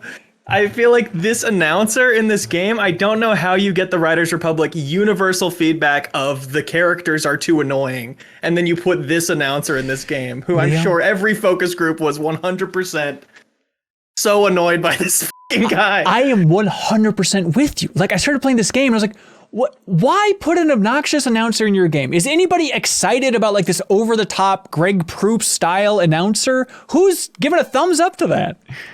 Is this like just an age thing? Like, do you think that like kids are really into that? I played with a child and they actually gouged their ears out for the first time. I just knew unprecedented territory. I don't know, maybe, but I can't imagine. We could do a perfect impression of it and nobody would believe us. They'd say that they're doing it over the top. Yes. Here's the count in they give you for when the ball is about to be dropped. 5, 4, 3, 2, 1. It's memorable. Like, has there ever been a obnoxious announcer that you enjoyed in a game? Announcers, period. I like the Smash announcer. That's a good He's point. A little Damn obnoxious. it! Yeah, I guess so. I don't know. He gets a pass. You're right. Somehow he's it's hard cool. because the obnoxious, we just say they're not obnoxious because we like them. Yeah, that's right. The Pokemon Stadium announcer, he's classic. Oh, is he down and out? I mean, these are just iconic lines. He nails it. But Leo, I'm with you. I played a couple of matches myself and said, this is not bad.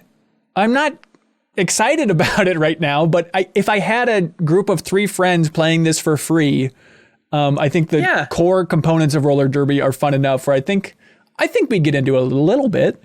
The team play is fun, the passing and the sheer just rolling around the rink. You're pumping as you go down and kind of jumping and strategically. It almost feels like what was that mobile game where it's Tiny just Wings. a bird sliding? Tiny Wings. Tiny Wings, that's right. And you press the button to make them descend and hit the hill at the right angle. It feels like that sometimes because that's how you get like the most optimal speed. Yeah, that and kind of combined with a thrill for me was, in racing games, Joe, you seem like one of these weirdos that would do this all the time, where if you're losing, you'll be like, well, screw you. I'm going to turn around on this track and then just try and ram the oncoming cars. That's absolutely me. Yeah. Okay, that is this game, right? Because you're going around this ring. It's like, okay, they're too far ahead of me. Now, if I turn around, I can actually just tackle these guys with the ball. It works out well. The tackling feels good. There's some silly stuff that can happen. It's an interesting development, and I'm curious to hear Ubisoft's perspective on this, because it definitely just seems like it's taking cues from Rocket League. And back when this game started development, I'm sure they looked at Rocket League and said, oh, what's something that we could do that's kind of like a Rocket League type thing that no one's really touched before? Like, oh, roller derby. That sounds great. Let's build out this over-the-top roller derby game. And then it took a long time, and they finally did it. And then you play it and say, yeah, this is kind of like an over-the-top roller derby game. I don't think it's going to be the next sensation sweep in the country, but they did it. It's here. And they definitely want that Rocket League depth. Like, you complete the tutorial, which seems pretty straightforward, and then it says, by the way, here's 400 special moves that are combinations of different buttons. Right. Congrats, the tutorial's done.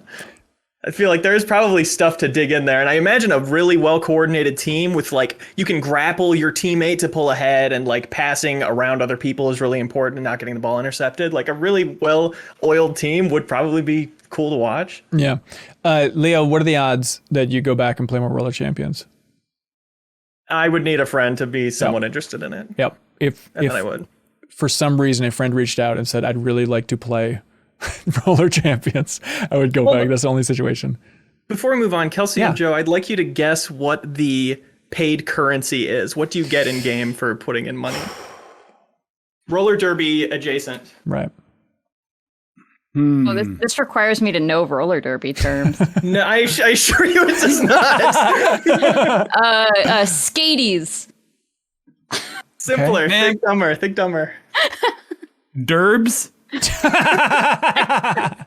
That's right, the Dirty Derbs. They're wheels.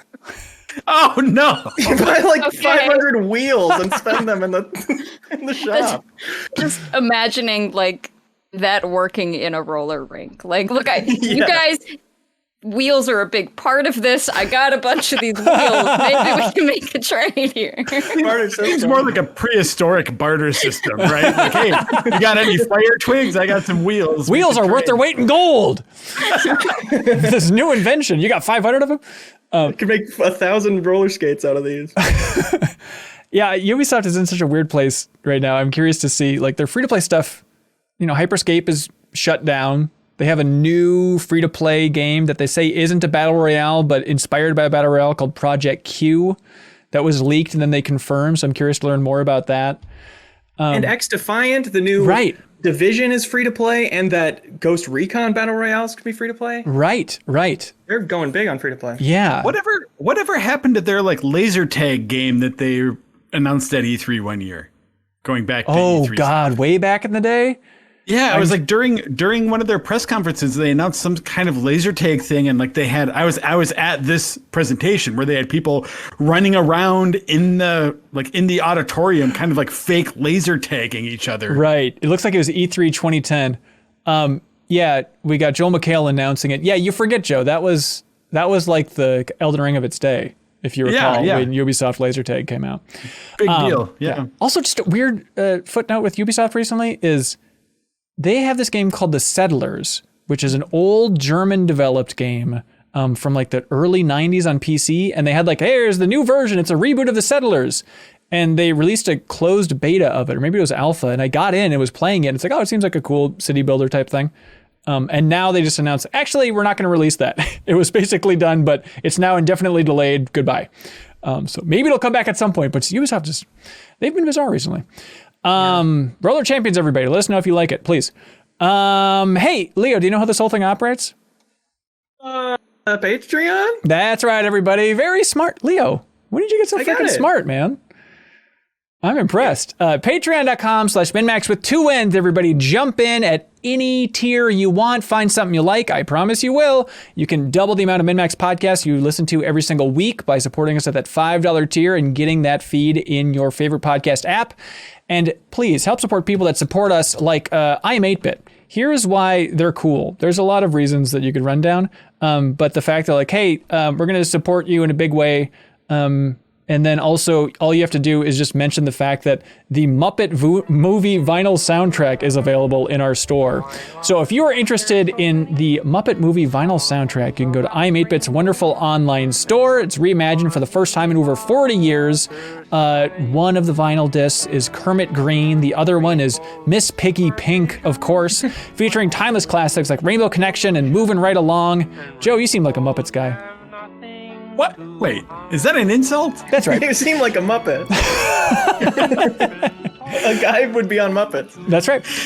I do enjoy the Muppets, but I'm curious. Now I'm a little offended. You're cool if you like the Muppets. Wondering what about me projects like that. Well, you relax. We're trying to plug I'm 8-Bit, not get into your psychological drama. Anyways, go to their wonderful online store. You can use the promo code mayonnaise for 10% off everything under $100 in their online store. Check out the link below. And because they're very generous, they ship out a prize each and every week to whoever submits the best question to the MinnMax Show podcast over on Patreon. This week, that person wins the Disco Elysium vinyl soundtrack. 3-album soundtrack. So check it out, everybody, in their online store, or just write in. You can win something like it. All right. So everybody remember the best questions, because we got to give them something good. Michael Barry writes in and asks, is there any way to actually recover during a flubbed E3 stage presence? After seeing plenty of hardcore cringe moments like Mr. Caffeine to Konami 2010, I struggle to think of a way to correct the course of a failing stage show. Like the announcements are falling flat, or the banter of the hosts is not convincing people to have fun? mean, tech issues. I mean, even Miyamoto with Skyward Sword, right? When that was all falling apart. I don't think there's a great way just immediately like came out and were like, wow, we're really blowing this. Yeah. Terrible E3. Oh my God, guys, we're so embarrassed. Like, I think that would lessen the blow a little bit. People would be like, okay, they're self-aware. But they try and like give a very subtle version of that where they go, live demo, folks, live demo, and then try and quickly move on.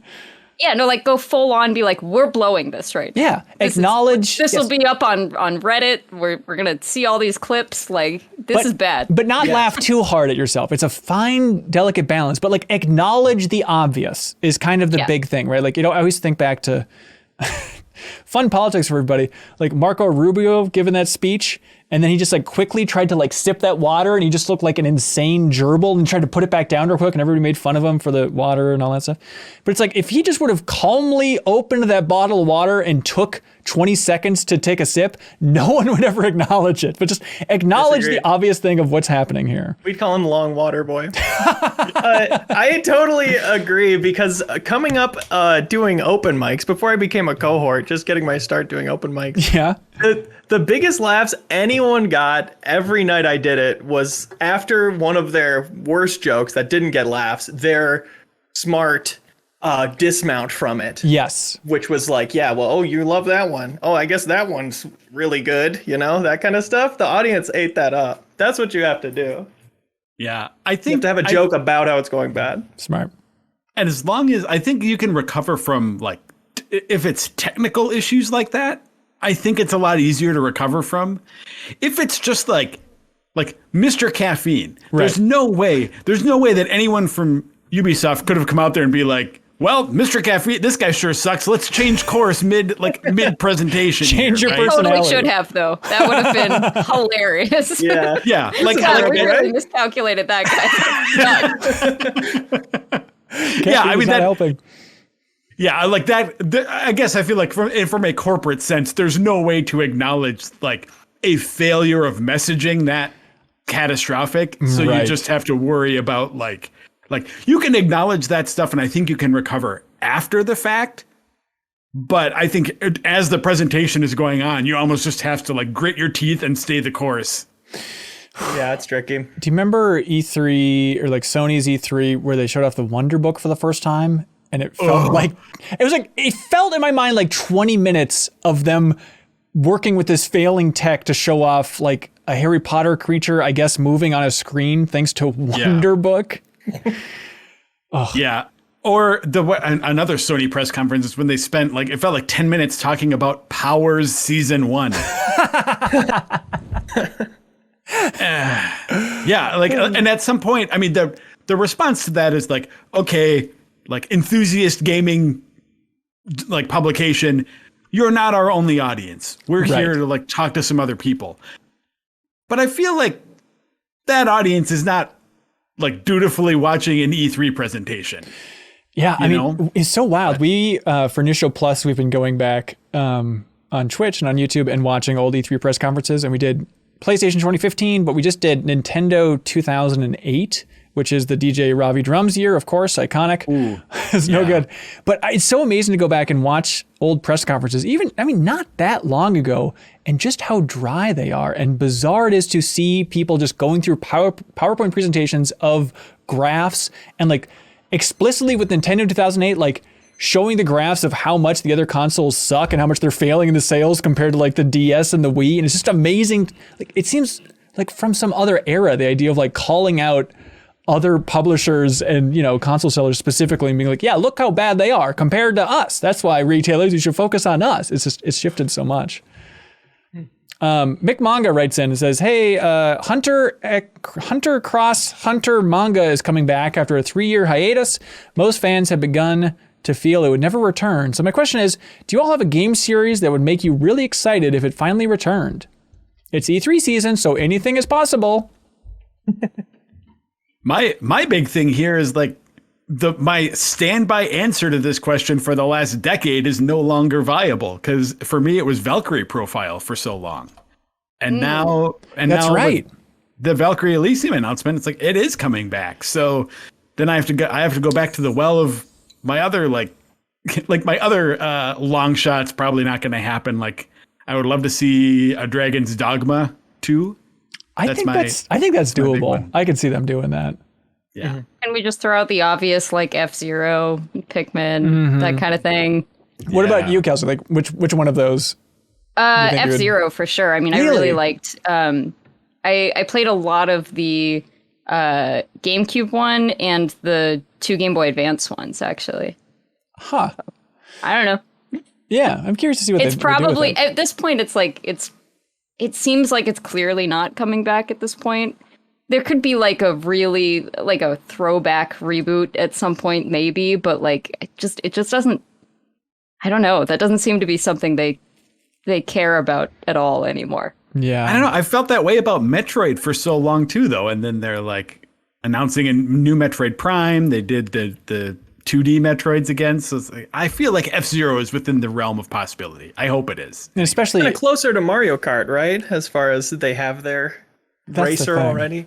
Yeah, but you look at the sales of Mario Kart and maybe that's nudging somebody in the direction of like, we could try another racing game. I mean, there's that big rumor about like Star Fox Grand Prix that Retro is supposedly working on, but I think that was all nonsense. I don't know for sure, but it seemed to be leaning that way. But it would be a smart move of, well, we have this one game that sold 400 million copies or whatever Mario Kart 8 Deluxe is at this point, like try and make something like it. Yeah, I mean, Mega Man Legends 3, I guess would probably be a big one for me if they ever brought that back in some way. Although Inafune is too busy doing NFTs now, I guess. So what are you going to do? NFTs. That's right. Splinter Cell for me will always be the answer. Although I do like in Sniper Elite you can shoot out lights. I love Hitman as my stealth game, but you can't shoot out lights. It doesn't do anything. But in Sniper Elite you shoot out the lights and you can see the little ring around you and the radar gets smaller because the vision of the enemies, they can't see you as well because you made it darker. Nice. Do you feel like people even remember that they announced they were going to remake Splinter Cell? I feel like that was... I was just about to say that. I was like, wait a sec. I thought it was coming back. I certainly forgot right now. It's such a weird distant memory. I feel like that was the go-to for everyone to scream, bring back Splinter Cell. And they said, okay, we're going to do it. And everyone just said, good, for a day. And then never brought it up again. And then I said, bring back Splinter Cell. That's right. The podcast again. That's it. Hey, everyone makes mistakes. Victor Pham writes in and says, is it possible to surprise us with a Megaton announcement anymore? It feels like the huge moments like the Resident Evil 7 reveal or Shenmue 3 have already done... So it's been diminishing returns in terms of a shock factor. Yeah. Could they have a Megaton anymore? Could anybody do a Megaton? Oh, yeah. So the question being like, not is it possible from a like reporting perspective, like not get these things leaked, but more like, are there any Megatons left? Ooh, are there any are there any moonshots left? I'm not sure. There's gotta be like dozens, right? Like we can't just be like all video games have been made at this point. Like yeah, I think it's more. Well, I think Mother 3 would probably be top of that heap, right? For the thing that everybody wants or certain people want really badly. But I think they're also talking about the idea of things leaking or whatever, and like having a shocking moment. Like I was trying to think of the last one that really hit hard for just like wow, and I think it was probably 2019. For the Game Awards when they just dropped the next generation of Xbox in that video. I don't think anybody saw that coming. It's like, yeah, we'll just show the console, we'll show everything, let's do it right here and right now. That was probably the last one that hit me really hard, I think. Breath of the Wild 2, did we see that coming? That trailer? I think everyone knew it was going to happen though. Like it's like this game did so well that inevitably there will be a Breath of the Wild 2, right? That's true. I feel like Pokemon Legends Arceus was that for a little bit. Just because it's like, no, I certainly didn't expect Pokemon to ever open itself up in that direction. Like that, they've never shown any inclination that that's like a direction they wanted to explore. So that came out of nowhere for me. Yeah. By the way, I remember when they announced Violet and Scarlet were coming out this year. There's a lot of people like, it's too close to Arceus. I don't know. Now it feels like I played Arceus 5 years ago, and I'm so hungry for another game like that because I love that game. Hey, Kelsey, we should talk about that game for like 8 hours or something. Yeah. Let's do that. Okay, cool. What if they brought back Splinter Cell? That'd be crazy. That would be crazy. Oh, Chrono series. That needs to come back. Sorry, I forgot about that. That's last it. question. That's okay. By the way, Joe, I know we talked about it in the Deepest Dive on Chrono Cross. That interview that was being built up for a long time. It's not going to happen. We're not going to get that. Oh, bummer. It was so many emails and they look so promising. And it's like, it turns out he didn't want to. I was like, why you tell me now? No one wants to do something. You tried. You tried. Joe Garifo wrote in and says, howdy, MinnMaxers. Do you all consider yourselves to be video game nerd, dorks, or geeks? Great question, Joe. Very important question. Nerd, dorks, or geeks? I consider myself in general, even outside of video games, to be a dork over everything. Same. I think for video games in particular, I might be a nerd, but I think I am a dork in general. Okay. Interesting. So I've always been called a nerd, so that's what I think I need to identify with. Have you genuinely been called a nerd as an insult in your life? Oh, yeah. Really? Oh, constantly. Yeah. I don't know if I ever have like a sincere like F you attack calling me a nerd. I think I was too tall to be bullied, so I kind of got a pass. What's that like? Oh, it's great. You all should try it. Just buy stilts. You'll be living high on the hog. No one tried to like take you down as the tall guy as a way, like prison rules, you know, like if I defeat the tall guy. Yeah, well, sure, I was shanked in a bathroom, but that's middle school. What are you gonna do? I don't know. Yeah, I think just Dork sums it up pretty well. I think Dork is like a nerd who, in my mind, is also like physically inept. You know, like I feel like I move like a dork, so therefore I become a dork. I think of Dork as like a dumb nerd. I feel like that's why I haven't been called a nerd. It's because there's an assumed level of intelligence, whether or not you respect it. I see. And geek. What's the deal with those geeks? I feel like geek is like dweeb. It's just total undesirable, I think, right? Like, you don't want to be a geek. You don't want to be a dweeb. Whereas, like, I have no problem being a dork or a nerd. Right. Yeah. I think geek is so out of fashion. Yeah, I think geek has a lot more to do with like your personality and like social presentation, and maybe nerd and dork have more to do with like your interests. Dork? Social thing, but dork is like endearing in my mind. Like a dork is like charmingly nerdy, or you know what I mean? And geek is like, it's not charming. It's just like you don't want to be a geek. Right. That's how I read it. I don't know if that's like a universal understanding of those words. Unless you as a listener or viewer consider yourself a geek, in which case you're beautiful and we respect you. And thank you for listening to this very geeky podcast. But in all other ways, we can't even imagine being a geek. Christian Feliciano writes in and says, hey, CLCs, what's the biggest misconception about your job? As an animator/VFX artist, it irks me when people equate mocap with higher quality animation, when it's almost always a cost-saving measure. Animating by hand always yields better results, but it's very expensive. As you've mentioned before, Naughty Dog animates their faces by hand, and they're some of the best in the biz. Yeah, that distinction always drove me nuts. Although it was corrected last time I mentioned it, because I think for Last of Us Part 2, I think they switched to facial mocap. I believe that's the case. But yeah, biggest misconception about your job. We all don't really have jobs except for you, Kelsey. So, I have, two separate answers to this, because I do two things. I, work for the Video Game History Foundation, and then I also run a couple of retro game stores. And I think for the game stores, it's a lot of like, so you just play games and like you get to just, take home all of the video games and they belong to you. And it's like, well, technically I could, but like it's a business. Like, it's the same. I run a retail business. So, like, everything that applies to the rules of, like, making a profitable clothing store or a profitable, like, I don't know, knick-knack store or whatever. It's just, like, that's what the job is. It's, like, inventory and, payroll and that sort of thing. Don't get me wrong. I love it. But, like, it's not I didn't like turn on the lights in a store and then just sit down and play video games all day. Right. Totally. And then with the foundation, I don't think anyone knows what I do. Like, I think a lot of people have ideas that it's a lot of things. And I think some people will like find one thing and they're like, that's the job. So like one thing I hear a lot is that like what I must do all day is basically just like unearth dusty prototypes and like, get out the soldering iron and like, repair them so that I can like read them and preserve them for all time. And it's like, yeah, that's like 5% of the job, maybe, if that. It happens, but that's not like that's not the whole thing. Still a pretty good percentage, 5%. Yeah, sure. Not bad. Yeah, well, it's more of the like everything that leads up to that moment is more of the job, where it's like, and that's just prototypes.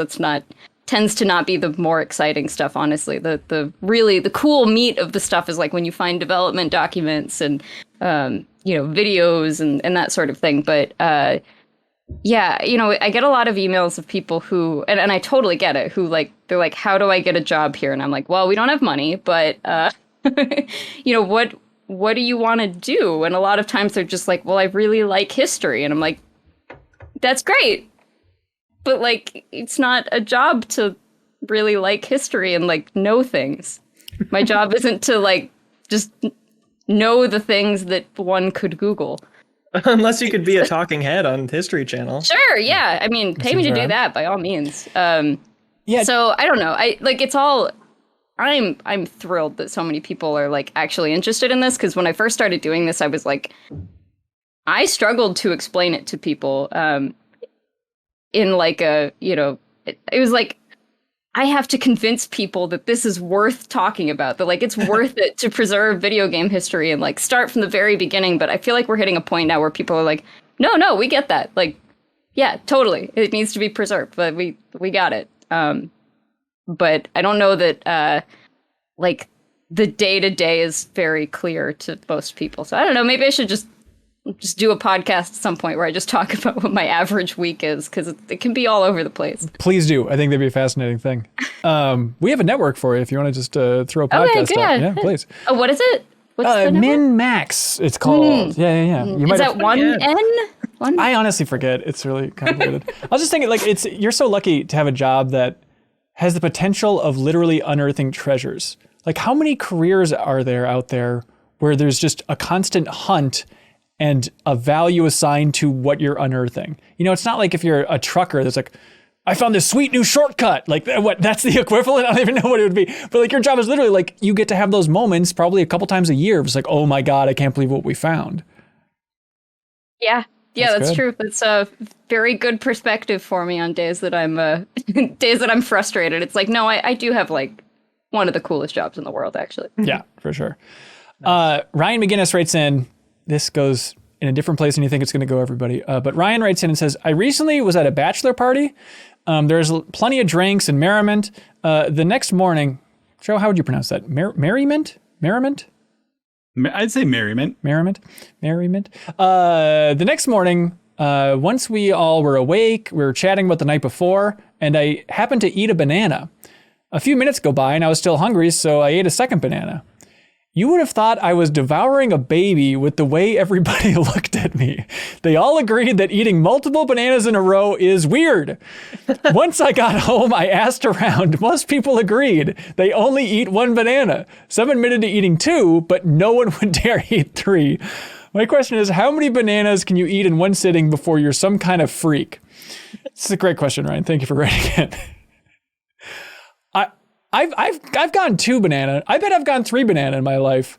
I definitely, with age, I've gotten self-conscious about the second banana because it's a weird food to like gorge on. Whereas if you had like a box of Cheez-Its, you can eat 3/4 of that box and it'd be socially acceptable, I feel like. But for some reason, 2 bananas, you feel like a weirdo. Why do we all find it weird? Assuming we all do. Because is it the problem that it's like, it's an entire contained snack and you're just repeating the entire thing? Because like a box of Cheez-Its, any handful is not necessarily the full snack, right? Like you have a whole box to explore, but a banana, It's like you've chosen the snack, you're consuming the entirety of this snack, and then you're like, I need a second serving of this entire thing. You're right. There's something about the process of it. It feels like it's in the same wheelhouse as in like, oh, I kind of want a quick snack, so I'm going to make myself a quesadilla in the oven and or on the what do you do, whatever. You make yourself a quesadilla and you eat it, and it's like, that was really good. I think we've all had those situations where it's like, that was really good. I'm going to go and make another one. And like going through the preparation process of making a second, that feels weird too. And I feel like a banana is the lowest end of that effort spectrum, but it still applies as like, you're doing the effort twice and it's weird to do it. For me, I think a lot of it has to do, though I agree with all that, but I think that there's a linked element there that is just like the general appeal of bananas. Like Cheez-Its and quesadillas are delicious. Bananas are like an obligation snack in some way. Like, what are you talking about? Okay. That you're going to besmirch a banana on this podcast? I enjoy bananas. All right. How many? One at a time. But it's like, I have never finished a banana and been like, that was good. That hits the spot. Give me another banana. That's the story of my life. No. I think there's something to that. It's not that it's a bad snack. It's a good snack. But it's not a snack that like anyone's going to be like, oh my God. Like, have you ever that was seen the a best monkey? snack of my life. Are you telling these monkeys they're wrong? I would go as far as to say I love bananas, but Yeah. I would never have. I've never have had the urge to have a second one. What about the relative with the orange? Would you peel a second orange? 2 oranges is weird too. 2 oranges is weird. Yeah. To me, I don't know. Does everyone feel the same about think that? that's- 2 apples is weird. Depends. To me, Little too. cuties, absolutely have 2 of those little. Cuties are different. Clementine. Yeah. Those are smaller portions. But if we're talking about stuff you unwrap and it being a process, I don't think it's that far off. But it's expected that you might have more than one because it's a small snack. Is that fair? I think that is true, but I think we need to investigate why as a society. Yeah. Figure out the fruits that you can't. Okay. Grapes are good. You can have as many grapes as you want. There's some no one grapes, is ever like, Oh, I've had one grape. I'm done with this snack. That was the whole But snack. any fruit north of a grape, it's one and done. Berries? You're not going to have just one cherry. You're not going to have just one strawberry. You're right. You're right. Of course. Of course. There's plenty of these. Peaches. You're good with one peach. Yeah, you're not going to have 2 peaches. Can't do that. Oh man, North of a cutie, I think is it. I would eat like Millions of 3 them? peaches at once back when I could. I'm allergic to peaches now, which sucks. What? But, yeah. Oh, like Parasite. I'm sorry. Hey, Craig Gilmore writes in and asks, okay, real fast. What's y'all's favorite bridge level in a video game? I personally always loved the one in Half-Life 2, slowly working your way across the exposed beams, avoiding barnacles and the like. What about you, crazy cats? Bridge levels. It's not a level, but I love the encounter on the bridge in Metal Gear Solid 3 after you finish that virtuous mission when it's like naked Snake and the boss, and you find out that what the boss is really doing there. Hell yeah. Oh, of course, that's the right bridge scene. I was really racking my brain trying to think of a bridge scene. I couldn't think of it, but absolutely. There's a good one. Chrono Trigger? Chrono Trigger's got a pretty good bridge scene. Fighting the dragon robot on the bridge? Yeah, that's true. What'd you say? What'd you say? Leo? And hang on. Chrono Trigger has 2 good bridge ones. It's got the Robo Dragon, and then it also has the Xenon bridge where it's like that double layer skeleton guy. Right, That's a good right. one too. Now, Leo, what did you have the nerve to say? I'm sorry. There's a sniper elite bridge level. Cool because there are snipers looking at you, and of course you don't want to shoot them with your loud sniper rifle, but there are planes flying overhead, and it's denoted clearly in the UI that they make loud noise, and you time your sniper shots. You say, plane's coming, I'm going to get ready to take out one of these snipers, so you can crawl along the bridge and just go one sniper at a time as the bridges fly dynamically, the planes fly dynamically overhead. That does sound really good. Slick Nick writes in and says, hello, MinnMax. Better Quest entry here. Hello, I'm writing about a Better Quest goal. We gotcha. It might get a little real with this post, so buckle up. Starting on Memorial Day, I will start a motorcycle class. I've never been in control of one, but have rode on one many times as a passenger. It's a 3-day class on how to operate and maneuver the motorcycle. The reason I'm doing this is due to the passing of my stepdad. Growing up, he had a Harley, and I would ride all the time with them. In 2020, my mom and sister took the class, and they got to ride together with my brother. So I wanted to be comfortable enough to ride on the anniversary of my brother passing. Ooh, hang on. Got to ride with my brother in October of last year. He passed from COVID. Oh boy, this is a long sad story, but it's all wrapped up in him learning to ride a motorcycle in honor of his family. That's very sweet. I love that. Yeah, Tim Turry, he posted this on Twitter, so it's not telling tales out of school, but he did the same thing, where he picked up riding a motorcycle so he could ride with his dad, which is a very sweet notion. But hey, speaking of Better Quest, I remember there was this episode of the podcast we did a while ago where Leo had a Better Quest goal where he said, as God is my witness, I will become a master of impressions. And I will do them on this Who said that? nationally syndicated podcast. That was you, Leo. Oh, weird. Yeah. I've been on quite the journey with it. I can certainly talk about that. Could you talk about it as Arnold Schwarzenegger or anything? I intentionally picked this because it'd be challenging for me. Right. And I underestimated how challenging it would be. How stupid I would feel practicing impressions Now, alone in my house. so I regret not bringing this up last time. You talked about, open mic and whatnot. I'm sorry to make you do this, but just to set things up, can you do that bit you used to do about impressions during your comedy routine during the open mic? Oh, yeah. Was, hey, what's up, everybody? You guys like impressions? Yeah, impressions, yeah. Okay, here's my impression of you guys. Duh, we like impressions. Excellent work. Thank you. Okay, sorry. Now, you've been wandering your house. Which people or characters have you been trying to do over there? I can announce the impressions that I'll be ready to do next time I'm on the podcast. Oh, Is that acceptable? come on. But we need like just to, put a nice timestamp for where you're at right now in your road to victory. I did a stream the other night that was trying to figure out impressions. Again, throwing myself into the melting pot. As far as I know, this will be really, really hard and embarrassing. Yeah. And that's why I have to do it. And I came away with the plan to do impressions of kind of the three Kermits, which would be Kermit the Frog, right? Henchman 24 from the Venture Brothers, and Jordan Peterson, all of whom have kind of a Kermit affect to their voice, especially Kermit. Okay. Can we just hear a dabble? Just a dabble of the Kermit, of Muppet Kermit. Miss Piggy, it's me, Kermit. What are you talking about? That's great. That's pretty good. Kermit's the easy one, and then I want to, be able to branch off from there. Okay. And show that I can master the nuances of different Kermit-y voices. That's kind of the goal. And Yoda, Kermit adjacent. How do you feel about that?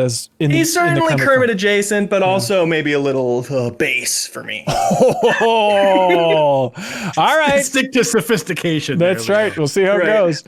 I went to go see I went to go see a show here recently with Steve Martin and Martin Short performing. Oh my God. Yeah.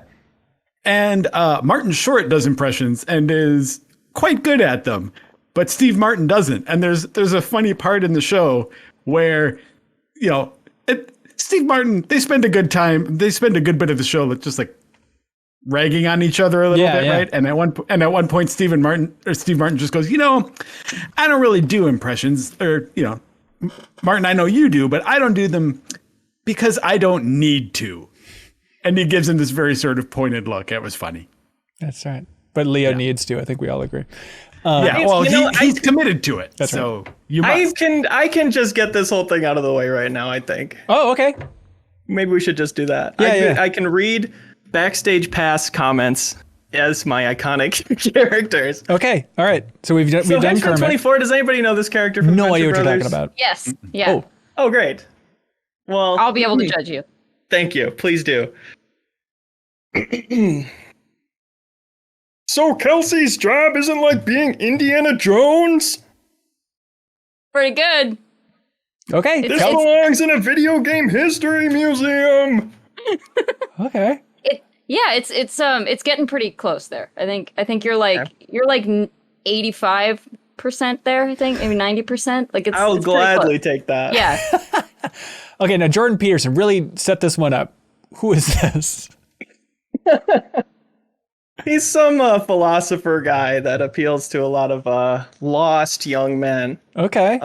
And he has a really iconic voice, which is kind of Kermit-y, kind of gravelly, kind of Canadian. Well, don't tell us what the voice is. Show us what the voice is, man. Well, it's all been part of my journey, is trying to figure out the elements of these voices, and that really helps me do them. It's like getting tasting notes for wine. He's letting us know what to expect, so when we're swishing it around in our mouths, we understand. Exactly. Thank you. Okay. I have no idea if this will be good or not until it comes out of my mouth. Jordan Peterson.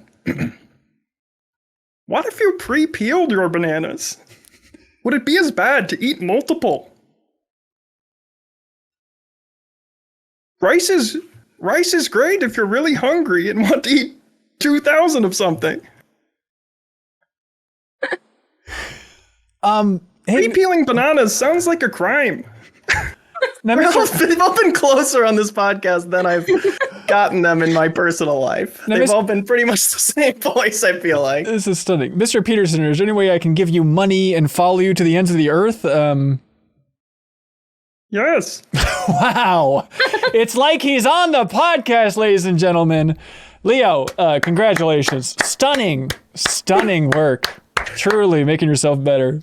I will say on this Better Quest journey, it really was a breaking point to do that stream because it was, humiliating, certainly. Absolutely. Because we were going around trying all these different voices and couldn't really commit to any of them, but I feel like that kind of broke the seal on me feeling so stupid practicing them. I felt like the only safe place to practice impressions was in the car earlier. You know how you sing in the car but nowhere else? Right. That felt like I could have wait till I'm driving by myself to get some good impressions practice in. Right. But, just kind of breaking the seal by really focusing on it, talking about it on stream, I've been more comfortable practicing.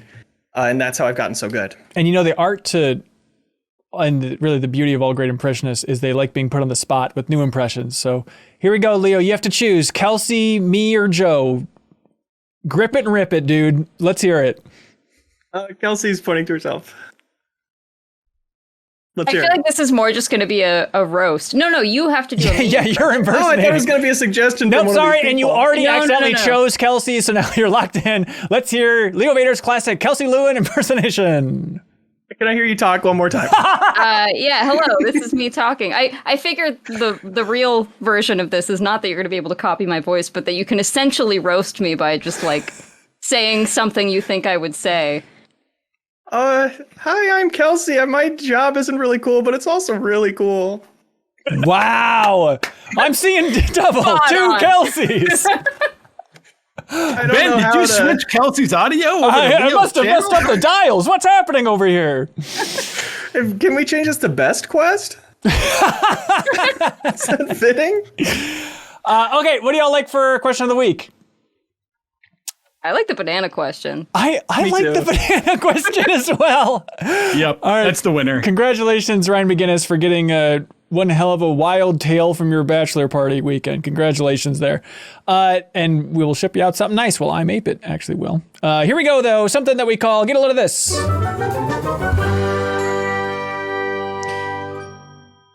Hey, everybody. Get a load of this. Kotaku had a story with the headline, Metal Gear Rising Revengeance is blowing the hell up. And they cited Play Tracker. And Play Tracker studied the analytics, somehow has all this, and they say, although it is almost 10 years old, Metal Gear Rising Revengeance is seeing numbers it hasn't seen since launch. Concurrent players are up 1,000%, peak in achievement activity across all platforms. The cause? Various meme templates featuring characters from the game went viral. And then in Kotaku's story, they quote say, some in Play Tracker's mentions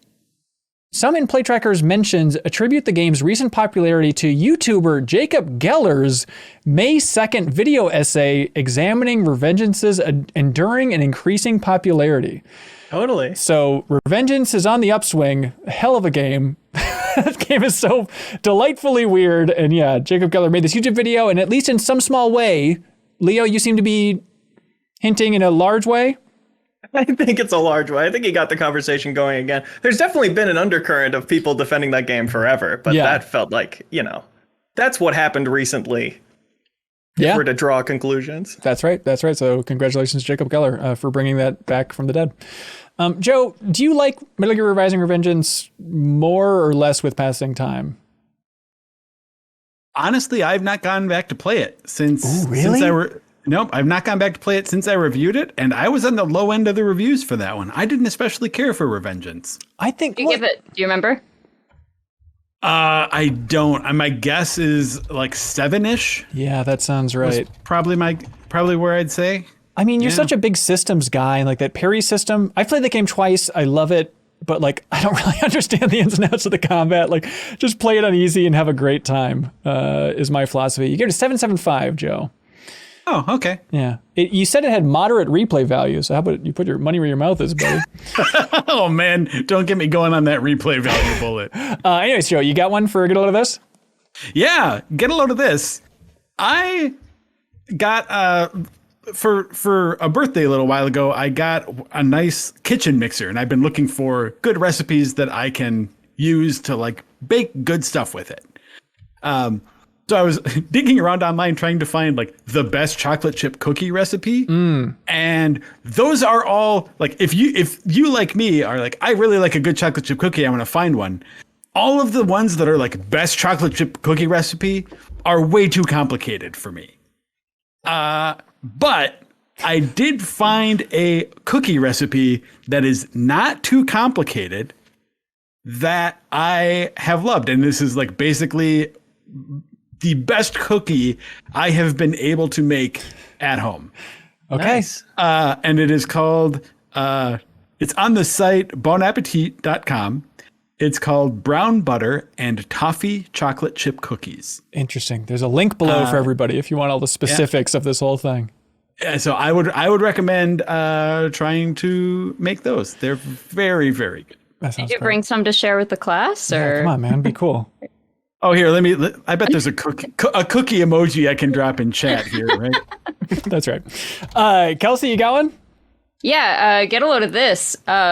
Marble Madness. You guys remember the game Marble Madness, classic 1984 arcade game? Mark Cerny, yeah. There was a sequel, and it's something we've known about for a really long time, and some collectors have had it for a long time, and it is finally online and playable. Really? So, yeah, go check it out. Did you play it Is it just yet? Marble Madness 2? Marble Madness 2. All right. But it's kind of like a legendary, game that we knew existed, but that people weren't sharing kind of thing. It was one of those stop hoarding kind of things that I think for a good 15 years or more. Wow. People have been mad about. So it's over. You can go play it now. Awesome. I've never played Marble Madness. I need to at some point. Or now, number 2. That's sweet. Leo, you got one? Get a load of this excuse to talk about Sniper Elite again. Mm-hmm. my get a load of this for this week is going in the Discord, so it's behind the paywall. But we can still post a link to that exact post, which is a short little clip of me killing an invader in Sniper Elite with a sticky grenade from across the map, predicting where he was going to run to. It's like a 1 in a million throw that I've never had in my life before. And I was so glad my capture stuff was on. I love it. That's awesome. By the way, for people watching the video version, Joe, you now have a cookie in front of you, so you just want to pretend you're chewing in front of you. It'll be perfect. Oh, man. That's good cookie eating. Hey, get a load of this from the community. Nick from Atlanta posted this tweet in the Discord from Matt Piscatella, master of all things video game numbers and sales.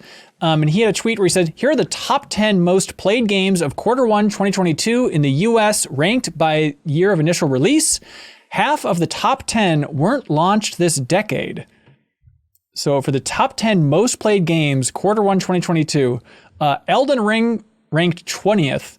Ahead of it were games like Rocket League, World of Warcraft, and Skyrim. So I love the idea of we're always focused on the here and now, but what are actually people playing by and large? It turns out the answer is Minecraft, Grand Theft Auto 5, The Sims 4, Fortnite, Among Us, Animal Crossing, New Horizons, Call of Duty Warzone, Madden NFL 22, Call of Duty Vanguard, and NBA 2K22. So nice just to keep things in perspective that, nobody can ever dethrone Minecraft, and they probably should stop trying. Hey, that's it for this episode of the podcast. Thanks so much, everybody, for watching or listening. We appreciate it. Thanks to everybody watching us live at the Backstage Pass tier. That's the $10 tier. You get to vote on thumbnails. You get to vote on headlines. You get to vote on New Show Plus every week, to seal our fate for choosing weird shows, and you get to watch all these shows live. And if you can't tune in live when we record them on Wednesdays, you can also watch the archive, fully unedited. You get to see what Joe's like when the cameras aren't rolling, and it's not pretty, everybody. So you can jump up and let us know what you think. Let's see, for plugs, fun stuff we have. Party Chat, our Patreon exclusive podcast. This week, Jeffem and I talked to the community, took community calls, and we talked about George Carlin, that new documentary on HBO, which is interesting if you're into the history of comedy. We talked about Death Stranding 2, and it looks like how that's coming up soon. We talked about the new Mission Impossible trailer. And then in the future, on Friday, we have a bonus podcast with Charles McGregor, the developer of Hyperdot, and Brian Vore, and it's all of us unpacking Reggie Fils-Aimé's new book. So we kind of share all the highlights about that. So that's going to be on our YouTube channel. And then if you're a $5 supporter on Patreon, it'll be available as a podcast as well. Kelsey, I assume you've read that? Not yet, actually. I have it, but just haven't gotten around to it yet. There's some interesting tidbits in there. You kind of wish it was 5 times as long as it is, but it's interesting enough. Then next week is going to be an interesting one. We're going to have the podcast. We're going to be trying to predict what the biggest E3, quote unquote, summer game reveals are going to be for this year. But then also we have an interview coming up on Monday with a paleontologist. It's kind of in preparation for Jurassic World Dominion. So it's very fun to talk to Professor Dr. David Hone about dinosaurs. And I've always wanted to talk to somebody about dinosaurs in a big bad way. So hope y'all enjoy that on YouTube and available as a podcast again for the $5 supporters. And then also on Friday next week, we're releasing a commentary track for Jurassic Park 1.